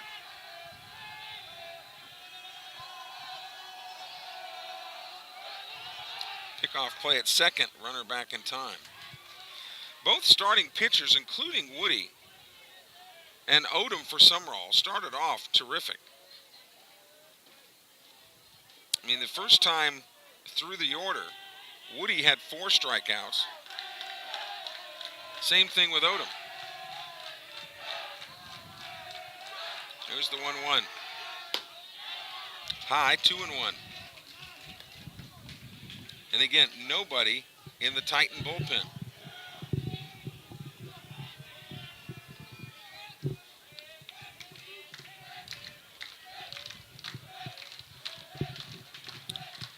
When Tyson Hicks is ready to hit the ball. There's the 2-1. Swing and a miss. Again, getting away from the catcher. Throw to third. Gets away. McNair, the runner is going to be awarded home plate as if he needed it anyway, but the defender got in the way of McNair, so he would have gotten home anyway. And the Bobcats are indeed off the schneid here. And the count is 2-2.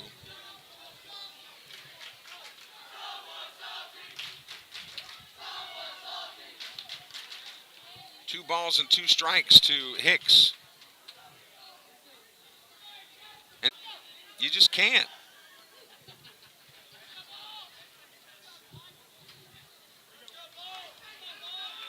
He's already in, and the Bobcats don't even have any outs yet. He can just make so many things. Speed kills. There's just so many things you can do. The 2-2 pitch to Hicks. Swung on, a little lazy pop over by the dugout, and it's out of play. Good job trying to track it over there by Parker Ishii. You couldn't see it in our camera view there, but he came deep over by the fence to try to make that catch. Meanwhile, back at the ranch, we still have a 2-2 count on Hicks. Base is empty, nobody out here in the fifth. 3-1 ball game. Swing and a miss. Hicks out on strikes, and there's one away. Second time tonight he's gone down swinging. And here's Holloman now with one out.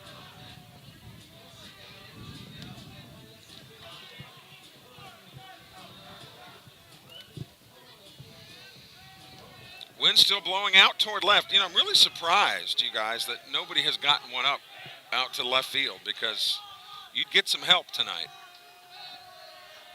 First pitch to Holloman. Off-speed pitch is there for a strike. That was one of the better pitches that Woody has thrown all night. Holloman looking for fastball. Got the off-speed pitch that nibbled the corner. John, there's that pitch that's driven toward left. Being tracked in left field and put away for out number 2. Just got underneath it, and Salters was there to put it in his back pocket. 2 away, and here's Barrett Brazil.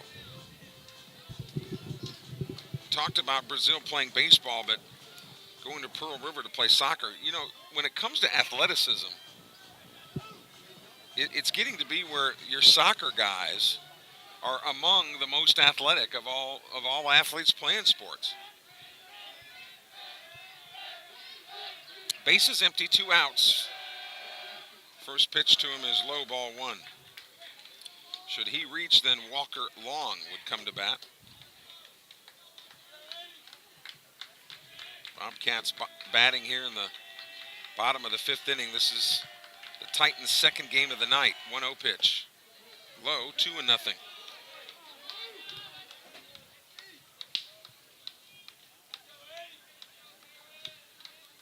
They have got shifted way over to the left side. Man, if he were to gap one to right center with his speed, he might touch them all. Here's the 2-0. Took something off of it, and it's outside, 3-0. Malik McNair. He can make things happen offensively, and he did this inning, the 3-0. 4-pitch walk.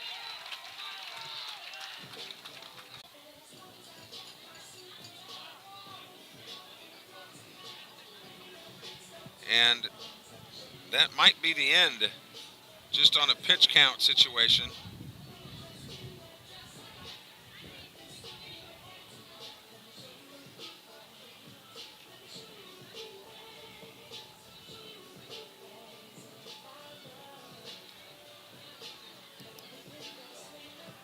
Either that or they might be talking about that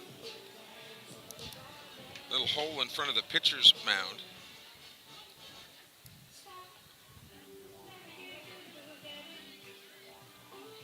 Have to repair the field, maybe.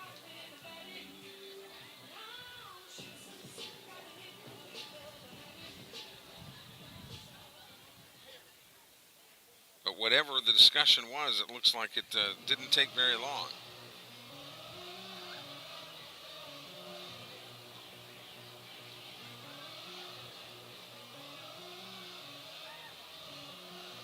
So they're going to see if he can handle that hole that's there.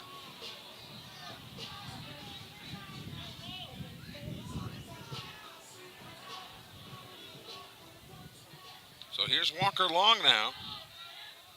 Long has been hit by a pitch and struck out.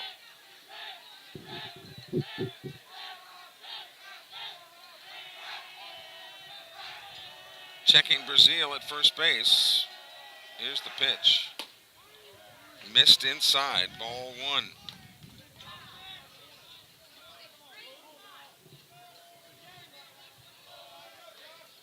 The different pods in this tournament.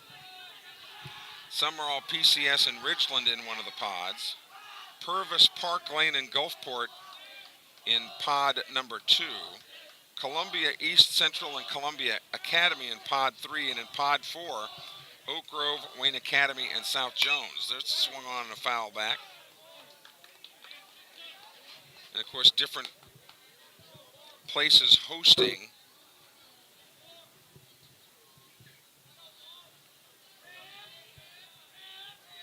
the different games.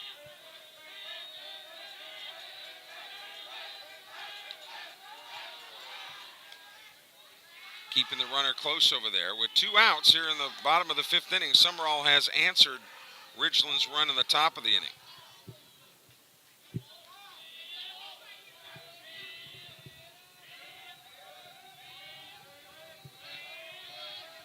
Walker Long. Swung on. There's a drive to left field. That ball is way back. Aloha on the steel guitar. Walker Long has done some yard work, and we've got a tie baseball game. How about that?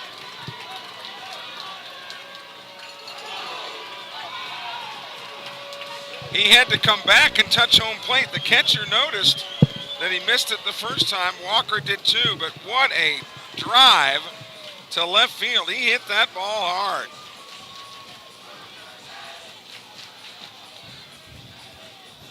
Wow. So just like that, we're tied up. Been a long time since I've said aloha on the steel guitar. But now we're tied. And no pitching change, at least yet. First baseman Leo Odom.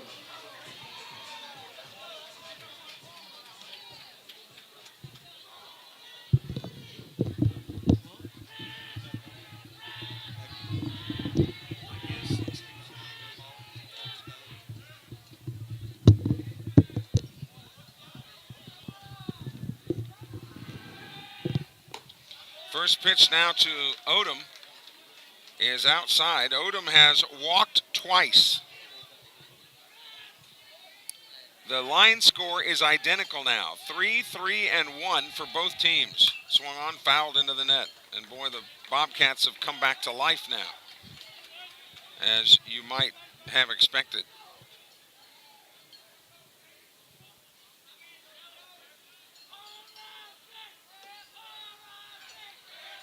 From the full windup, here's the 1-1 to Odom. Swing and a miss. Pulled the string on that one and fooled Odom.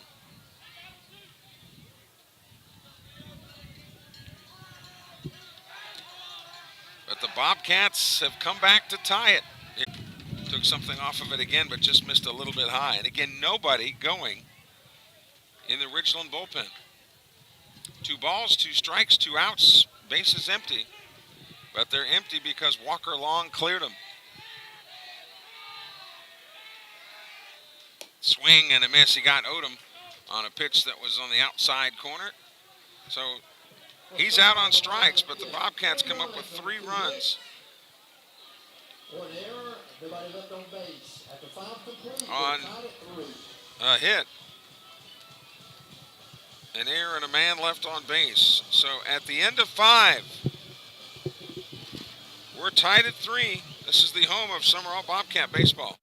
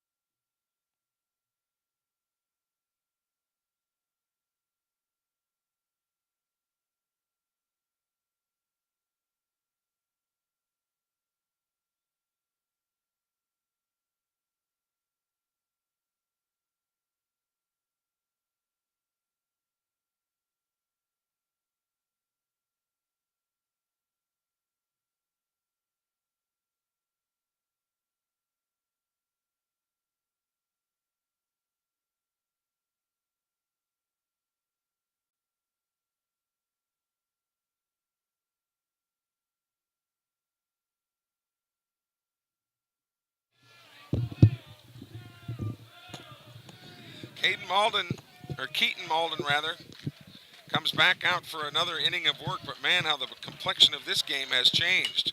Swung on, ground ball to third. Hawkins has got it, comes up and throws across the diamond for out number 1. So McClenty is out on the 5-3 putout. 1 up and 1 down, and here's Trey Wynn now, the shortstop. Trey Wynn.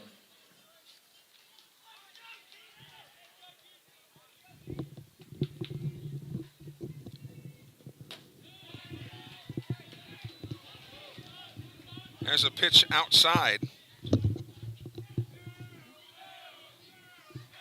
to Wynn. Second pitch, that one is there, so Malden evens up the count.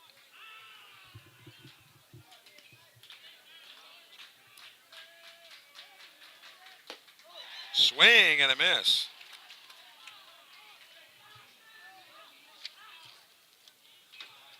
One and 2 the count, bases empty here in the top of the 6th. Count evens out now at 2 and 2. The Titans have done a pretty good job at getting their first man on base in an inning, but this one was not the case. 2 up and 2 down. As Malden picking up a head of steam here with the ground out and the strikeout. And here comes Evan now, who has popped to the catcher and struck out. He's 0 for 2.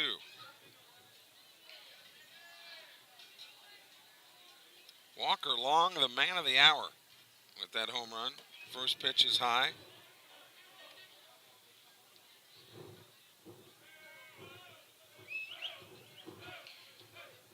The 1-0, and that hit him. That's sometimes lefties have a little trouble with kind of dipping down, and especially with left-handed hitters come in, clip them on the shoulder. So here's D. Wallace, the DH. The advantage here is that Malden can look that runner right in the eye. It quickly comes to the plate, and that's ball 1. Said Malden is always around the strike zone. Swing and a miss. Got some defensive changes for Sumrall. Caden Williamson is out in left field now. So McNair's is a high pop between second and right field. It drops. And now they can't come up with the ball. Throwing to the plate. It gets away from the catcher. Streaking to the plate. The carom is not in time. Oh my. That is a hit that dropped between the 3 Sumrall defenders, but then they couldn't come up with the handle. So Wallace gets all the way to third on the play. All this happened with 2 outs.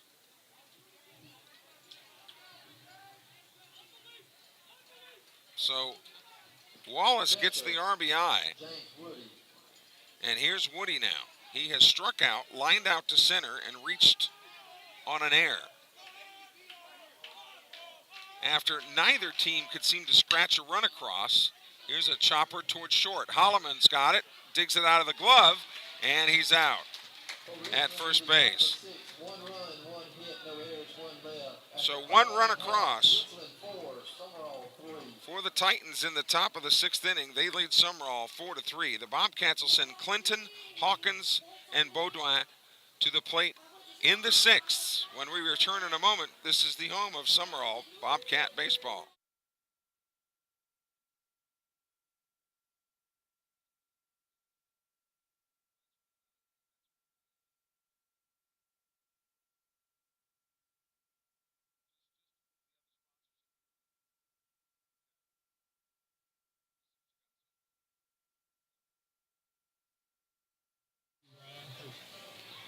We want to thank some of our webcast sponsors, including American Graphics, Watts Brothers for their support, Real South Hunting, Diversified Forestry Management, thank you, Sean Clinton, and Kids Campus Learning Center, among others.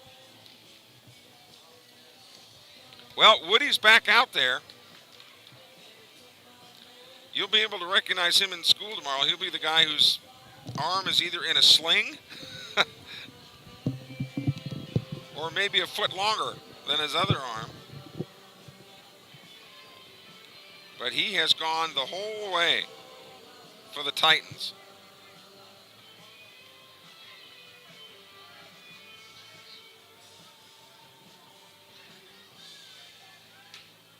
And the Bobcats, after coming back to tie this game via the Walker Long home run, relinquished the lead again. And Baudouin to the plate. 4 runs, 4 hits, 1 error for the Titans, 3-3-1 for the Bobcats.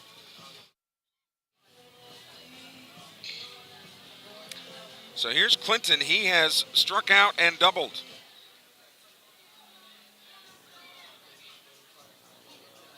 The Titans got 2 runs in the 4th, 1 in the 5th, 1 in the 6th.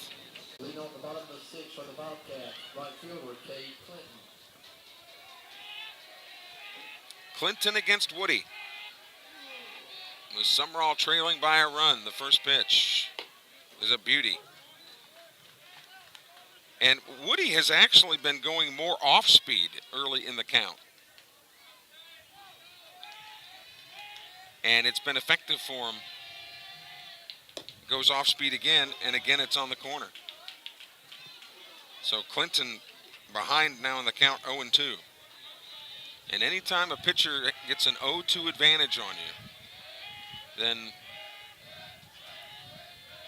the ERA goes way down. Here's a chopper toward third. Quick throw to first is an errant throw.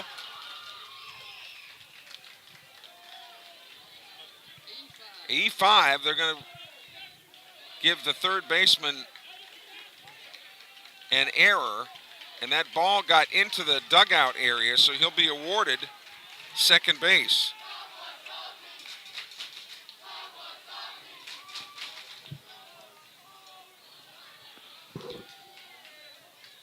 So they're going to discuss this now, but if the ball got into the dugout area, you're automatically awarded second base. So I really don't know what the discussion was about. Maybe he was saying it didn't actually get into the dugout, but you got to give Eddie Easley credit, man. He's been questioning just about everything tonight.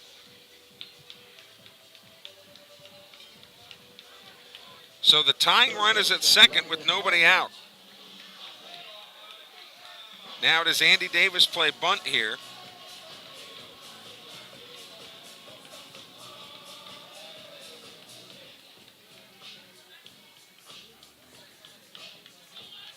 Or do you let Hawkins swing away? Let's see what he's been up to. He popped to short and has struck out in his only other 2 at-bats. Bobcats trying to either tie, showing bunt. Now time is called. I think Hawkins showed bunt to see what type of defensive set that the Titans might bring, but they didn't move at all. So they certainly did not show their hand.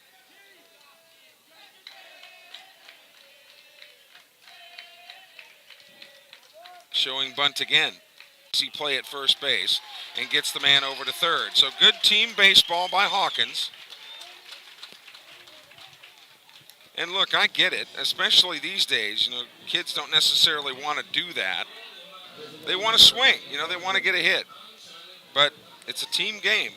And Hawkins did his job admirably. Clinton at third now with 1 out. And here's Baudouin. Hampton Baudouin. He has struck out and flew deep to right, but you remember it was his fly to right field where the right fielder Evan Stewart cranked up that throw from third to tag out one of the runners for Sumrall at the plate. It was a terrific throw. First pitch to him. Swung on, fouled away. Boy, he is attacking strikes early. Hitting 7th in the order for Andy Davis. Infield has come in to try to cut the run down at the plate.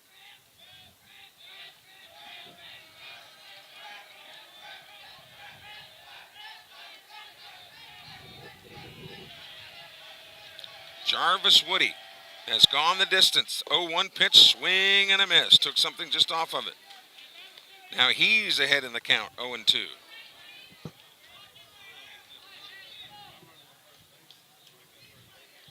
McNair back in the on-deck circle. Being reinserted because you want his speed in there, especially when you're down by a run. The 0-2 pitch. Got a piece of it to stay alive, 0-2. Sumrall batting in the bottom of the 6th, scheduled for 7 here tonight. The Titans lost by a run. PCS walked it off in the bottom of the 7th, and the Titans here clinging to a 1-run lead.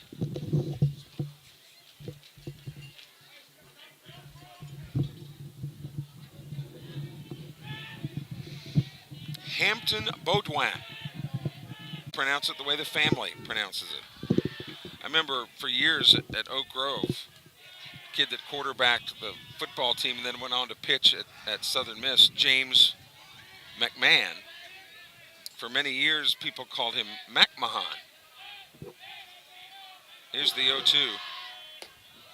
High and inside, ball 1. So I finally asked his parents, probably his freshman or sophomore year in high school, I said, how do you pronounce your last name? And they said McMahon.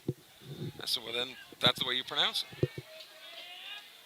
Other people continued to pronounce it McMahon, but all right, 1-2 pitch here to Baudouin. Nice block up by the catcher, James Woody, to help his brother out there on the mound. 2-2.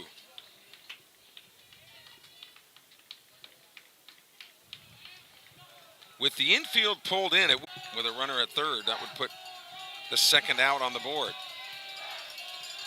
The 2-2 pitch. Inside corner. Fastball got him looking, and there's 2 away. Left fielder Malik McNair. So here's McNair. He has grounded to second, walked and scored.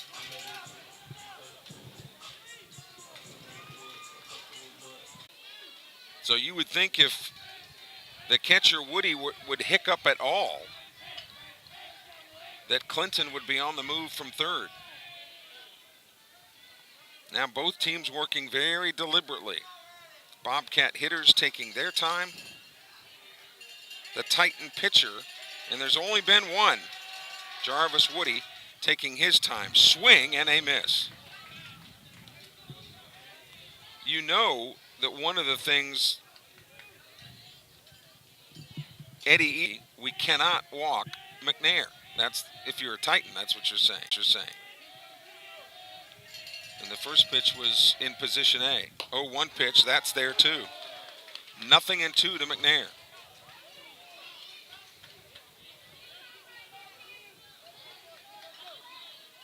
Tying run is at third with 2 outs here in the bottom of the 6th inning. Bobcats trying to get this game tied up. Now Woody leans in to get the sign. 1-2. Almost always pitchers are not going to put one right down the pipe with 2 strikes. You'll try to get the hitter to go fishing on a low outside pitch, something like that. They play him to pull ever so slightly. Big at bat here for the Bobcats. The 1-2 pitch. Swing and a miss. He got him on strikes. And the Bobcats go down in the 6th. No runs, no hits, 1 error, 1 man left on base. We've completed 6 here at Larry Knight Field tonight. It's the Titans 4, the Bobcats 3. We'll be back for the 7th inning in a moment. This is the home of Sumrall Bobcat baseball.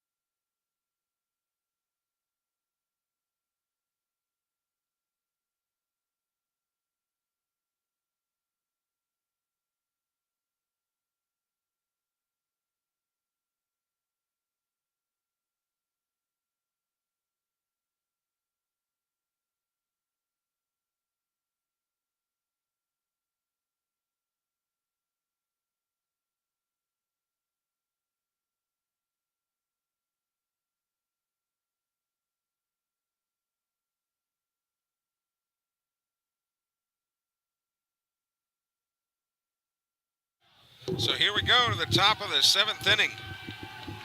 Hitters 2, 3, and 4 to face Keaton Malden. Parker Ishii leads it off. Ishii has struck out, walked, ends count here 1-0. 2-0 now. Again, you don't want to get too many guys on base here, you know, especially via the walk. There's a strike.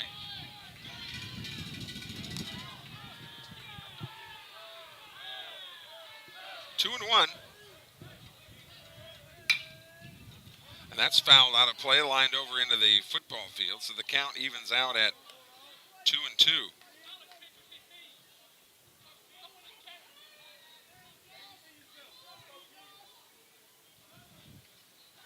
Swung on. Here's a ground ball to short. Holloman's got it. Great play to come up with that one and guns him out for out number 1. So the number 2 hitter in the order is out, 1 away. And Garrison Davis comes up now.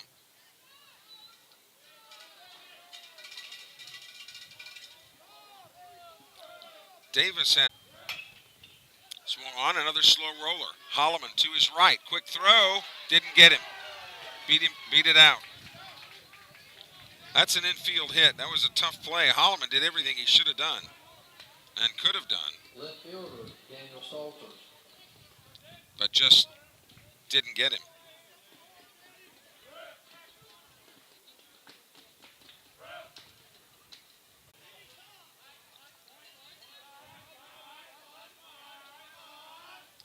First pitch popped out of play. This will get out of play.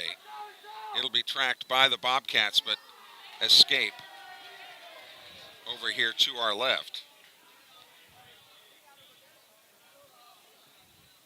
The Titans are really attacking the ball, which is what you want to see. And knowing early in the count, that's when pitchers will rely more on fastballs. Down and away.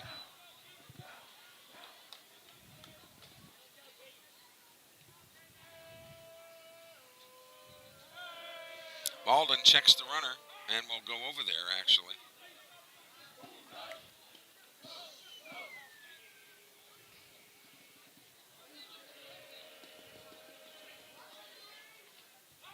Again, a throw to first base.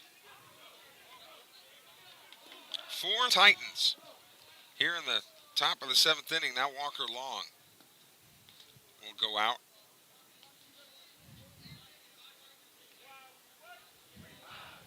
And have a discussion because there's really little room for error here now. Down by a run, and looking ahead to the Sumrall 7th, it'll be Hicks, Holloman, and Brazil will be the scheduled hitters. 9, 1, and 2. Should Andy Davis decide, because you know they'll be down at least 1, and hopefully that's all it'll be. And now, home plate umpire Josh Smith will go out there and break up the discussion.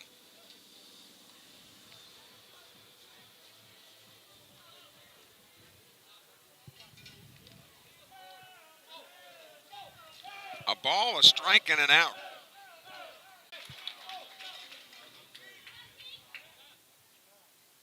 That's a tough pitch to locate, too, because you're coming in on the left-hander. Well done, and now Andy Davis comes out of the dugout.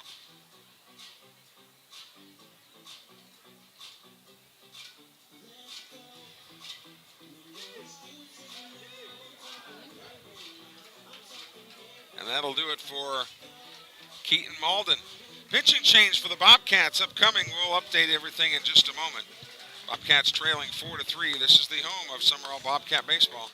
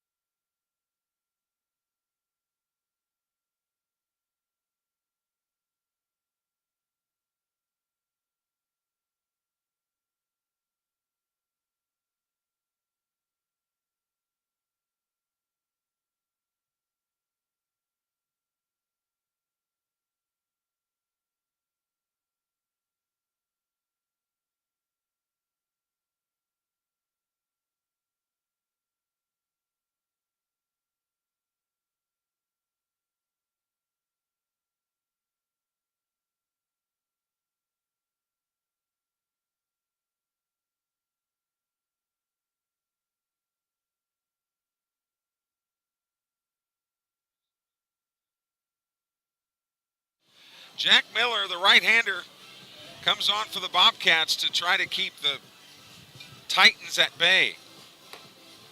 1 out. Runner at first after Davis was credited with the single.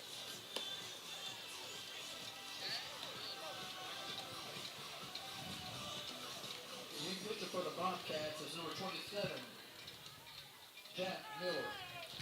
So he resumes a 1-2 count on Salters.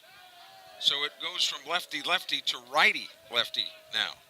The 1-2 pitch, runner going, swing and a miss. Throw to second base, not in time. But Salters strikes out. 2 away, runner at second base as the Titans look for some insurance, and here's Woody. Jarvis Woody.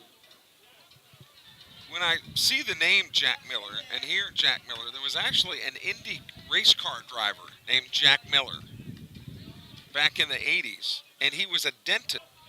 He wasn't a full-time IndyCar driver. He was a dentist full-time and only drove one race a year, and it was the Indy 500. First pitch from Miller is a strike on the corner. And Jack Miller's sponsor at the Indy every year was Crest, and his Indy card looked like a big tube of Crest toothpaste. I kid you not. Here's the 0-1 pitch. Coming up to Woody. Outside.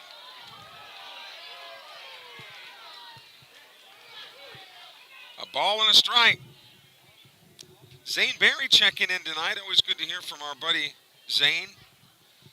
Boy, we talked a lot about Zane Berry when he was playing at Sumrall. He was always making headlines. Good ones. There's a strike. 1-2 now. Miller ahead in the count. Davis will be on the move on any type of contact at second base with 2 outs. Bobcats do not want that run to score. So the Bobcats have used 3 pitchers tonight, Odom, Malden, and now Miller. The Titans have used 1. And that has been Jarvis Woody. And it'll be interesting. They've had nobody going in the bullpen, so you would think he's coming out for the 7th.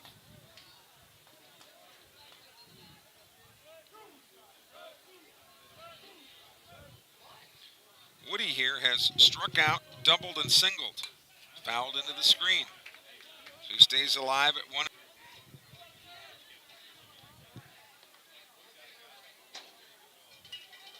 Jack Miller trying to get the Bobcats out of this inning without any damage. The Trojans scored 2 in the 4th, 1 in the 5th, 1 in the 6th. Sumrall got all 3 in the 5th. The 1-2 pitch, again into the screen. The wind now has calmed down, and that usually happens as the night wears on. And because of that, the Sumrall defense has straightened back up in the outfield. The 1-2 pitch, another foul. Boy, this guy, the Bee Gees had loved this guy, staying alive. 1-2. 4 runs, 5 hits, 2 errors for the Titans, 3-3-1 for Sumrall. The 1-2 pitch, another foul ball, lifted over into the football field. So this is what you call, regardless of what happens, this is a good at bat if you're the Titans coaches, because he's made Miller throw a bunch of extra pitches.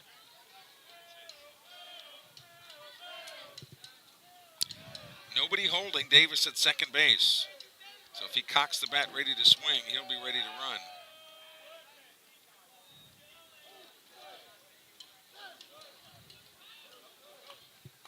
Miller trying to get comfortable on the hill here.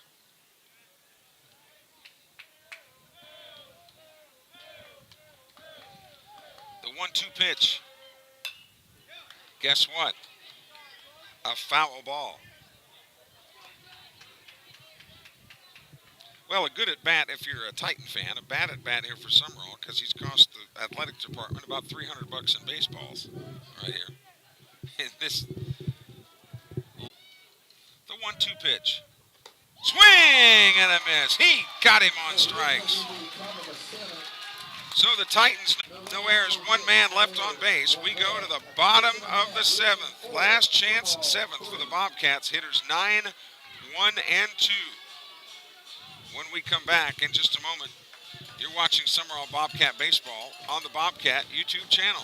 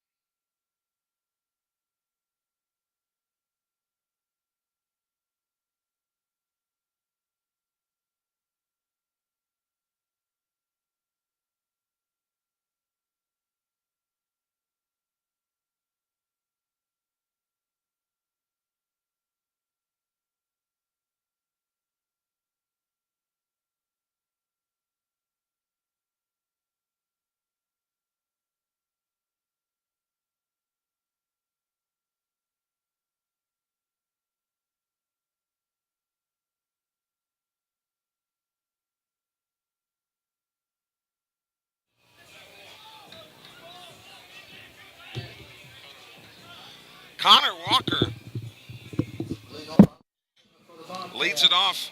Number 45, Connor Walker. Connor Walker hitting for Tyson Hicks. You wouldn't think that there would be any changes perhaps at the top with Holloman and Brazil. But Connor Walker gets the call here, and as we expected, Jarvis Woody back out there to pitch the bottom of the 7th inning to try to complete a complete game. That pitch is low. You just don't see complete games pitched by anybody anymore at any level. There's the 1-0. There's a strike on the corner. 1-1. The wind is picked up again. And I mean pretty briskly out toward left. I don't know how long it'll stay that way. Woody working deliberately, the 1-1 pitch. Low and inside, 2-1. Big, strong 8-cylinder model at the plate.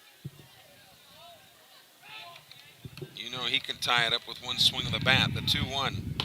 And there is an off-speed strike. And really, the off-speed pitches for Woody tonight have been his best pitches, I think. And have kept the Bobcats off balance a little bit.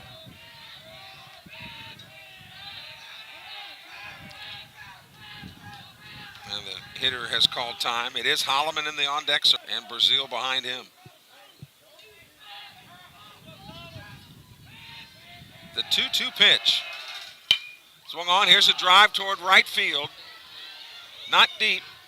And caught out in right field by Evan Stewart. So one away. And here's Holloman. He has made contact every time. He has grounded to short. He has grounded to third. And he has flown to left. So he has made contact left side of the field.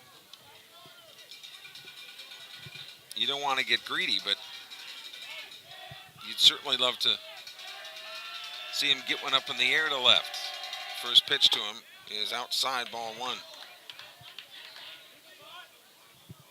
You got to think that if Holloman can get on or Brazil can get on, Walker Long would come back to the plate. And Walker Long has a 2-run homer that at the time tied the game. Inside, 2-0.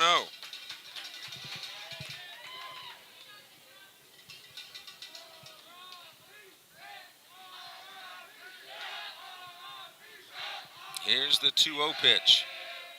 There, I thought that was a strike, but he called it ball 3. And Woody's kind of laughing as he backs off the mound. I'm not sure didn't know that he knew where it was either. 3-1 pitch, and that may have been the hardest pitch he threw all night. And it was a fastball right there.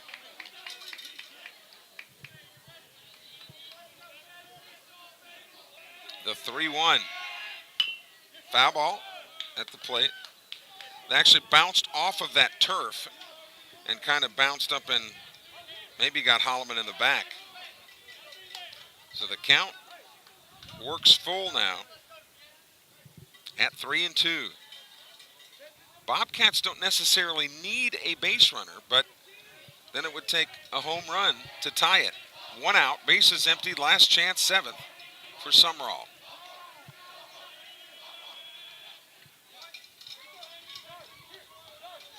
Game of cat and mouse here between Holloman and Woody. The payoff pitch. Low, ball 4.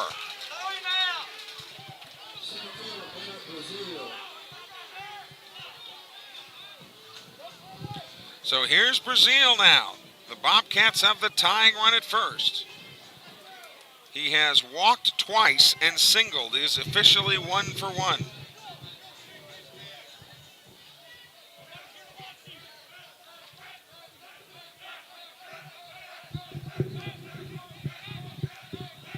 Holloman is an excellent runner.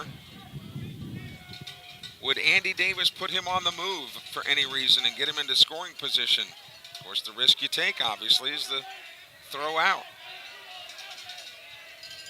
The pitch. Ball outside and low, 1-0. A game that moved rather quickly the first 3 or 4 innings. But as the game has intensified, score-wise and everything, it has slowed down. 1-0 pitch is outside again. 2-0. Advantage to the hitter. You got a fastball count here, a hitter's count. Throw again over to first. Runner back in time. Walker Long on deck. The 2-0 pitch. There's a strike. And I think he's throwing as hard now as he was in the first inning.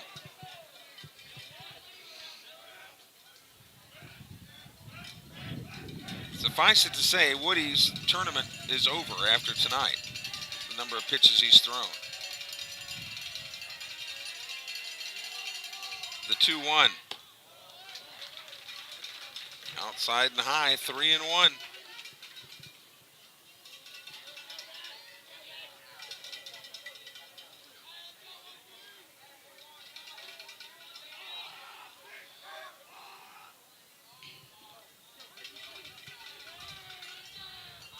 A walk here for Sumrall would put the tying run in scoring position with only 1 out.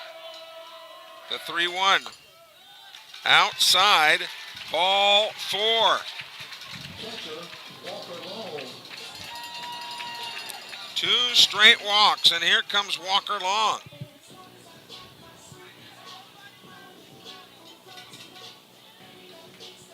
What have the Titans got up their sleeves, if anything, here?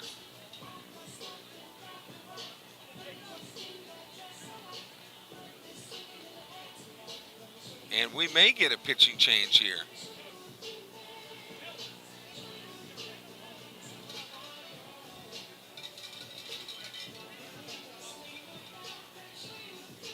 You know, they say the first time through the order, if you don't pick up what the pitcher's got, you certainly will the second time. Well, this is the 4th time through the order for Sumrall for the same pitcher. Runners on first and second, 1 out. The Titans clinging to a 1-run lead. Walker Long coming up to bat. He's already got a 2-run homer tonight. A shot to the executive lounge and left, and it looks like Woody is going to stay. He started it. He'll be called upon to try to finish it.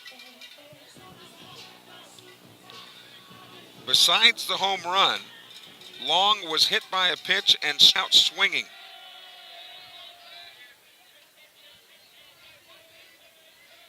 So here we go. You wouldn't think the Bobcats would do anything too crazy here on the bases with the tying run at second base. The first pitch, off-speed strike. And I think Long was looking for the heater there and got off speed, which crossed him up a little bit. Walker Long, chance to be even a bigger hero. The 0-1 pitch, swung on, popped straight back overhead. Behind us here now, 0-2.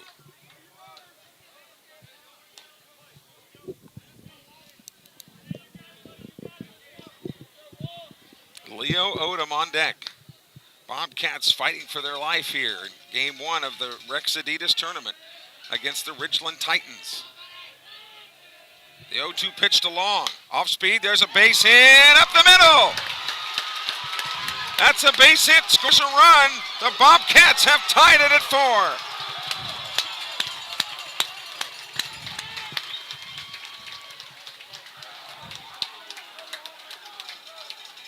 First baseman, Leo Odom. So Walker Long with another RBI. It's a courtesy runner for him at first, but it really doesn't matter because Brazil is the winning run at second base.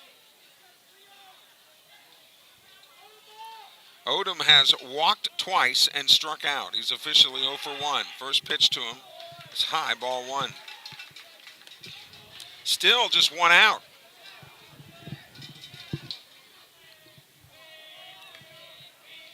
So Walker long delivers after getting behind 2 strikes. The 1-0 pitch. High and tight, 2-0. 4 runs, 5 hits, 2 errors for the Titans. 4 runs, 4 hits, 1 error for Sumrall. But Brazil, who can fly at second base, is there with the game winner. 2-0 pitch, and that hit him in the shoulder.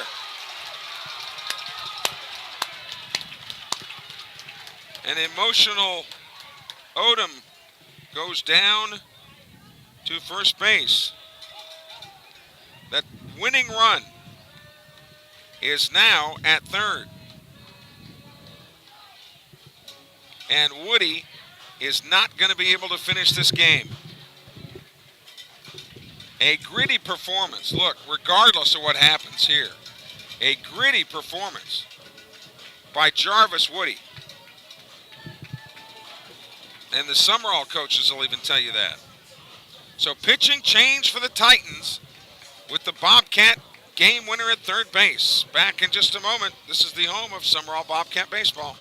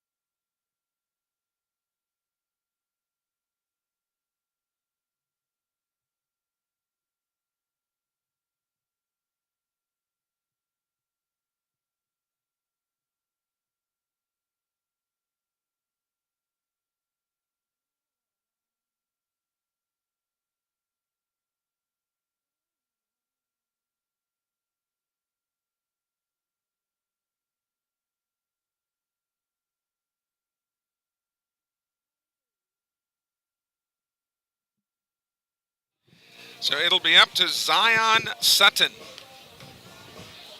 who pitched in the first game against PCS when PCS walked it off in the bottom of the 7th. And the Titans are in danger of getting walked off again in the 7th here in the Rex Adidas tournament. Cade Clinton will come up to bat with the bases loaded. Brazil is at third. And really, nothing else matters. Although the other 2 bases have runners on them. Because the runner at third wins the ball game. Had to have a guy at third. Brazil is the guy you'd want.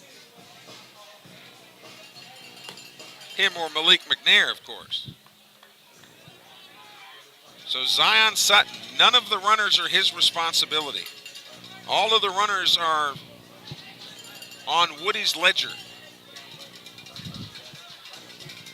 This is a tough, tough task for this youngster to be put into, but he's got the baseball. The best the Titans can do is play extra baseball night. And it's up to Cade Clinton. He struck out in the first. He doubled in the fourth. He reached on an error in the 6th. And here he is in the bottom of the 7th to win it.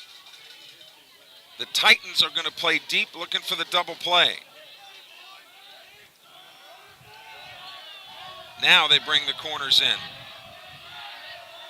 So they'll stay up the middle for the double play, bring the corners in for the force out at home plate.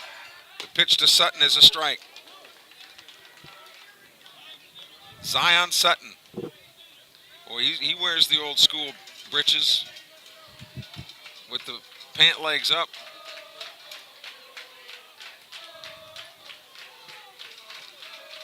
The 0-1 pitch. Swung on, base hit into left field, ball game!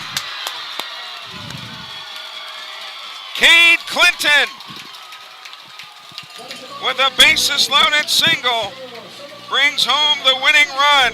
Ladies and gentlemen, your Bobcats 5, Ridgeland Titans 4. Where did that come from? I'm Brody Courtney along with my pal Kelly Sanders.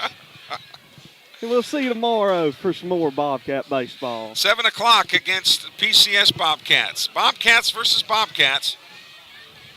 A dramatic win for Sumrall tonight. And as Brody said, we'll see you tomorrow night. This is the home of Sumrall Bobcat Baseball, the Sumrall Athletic YouTube channel.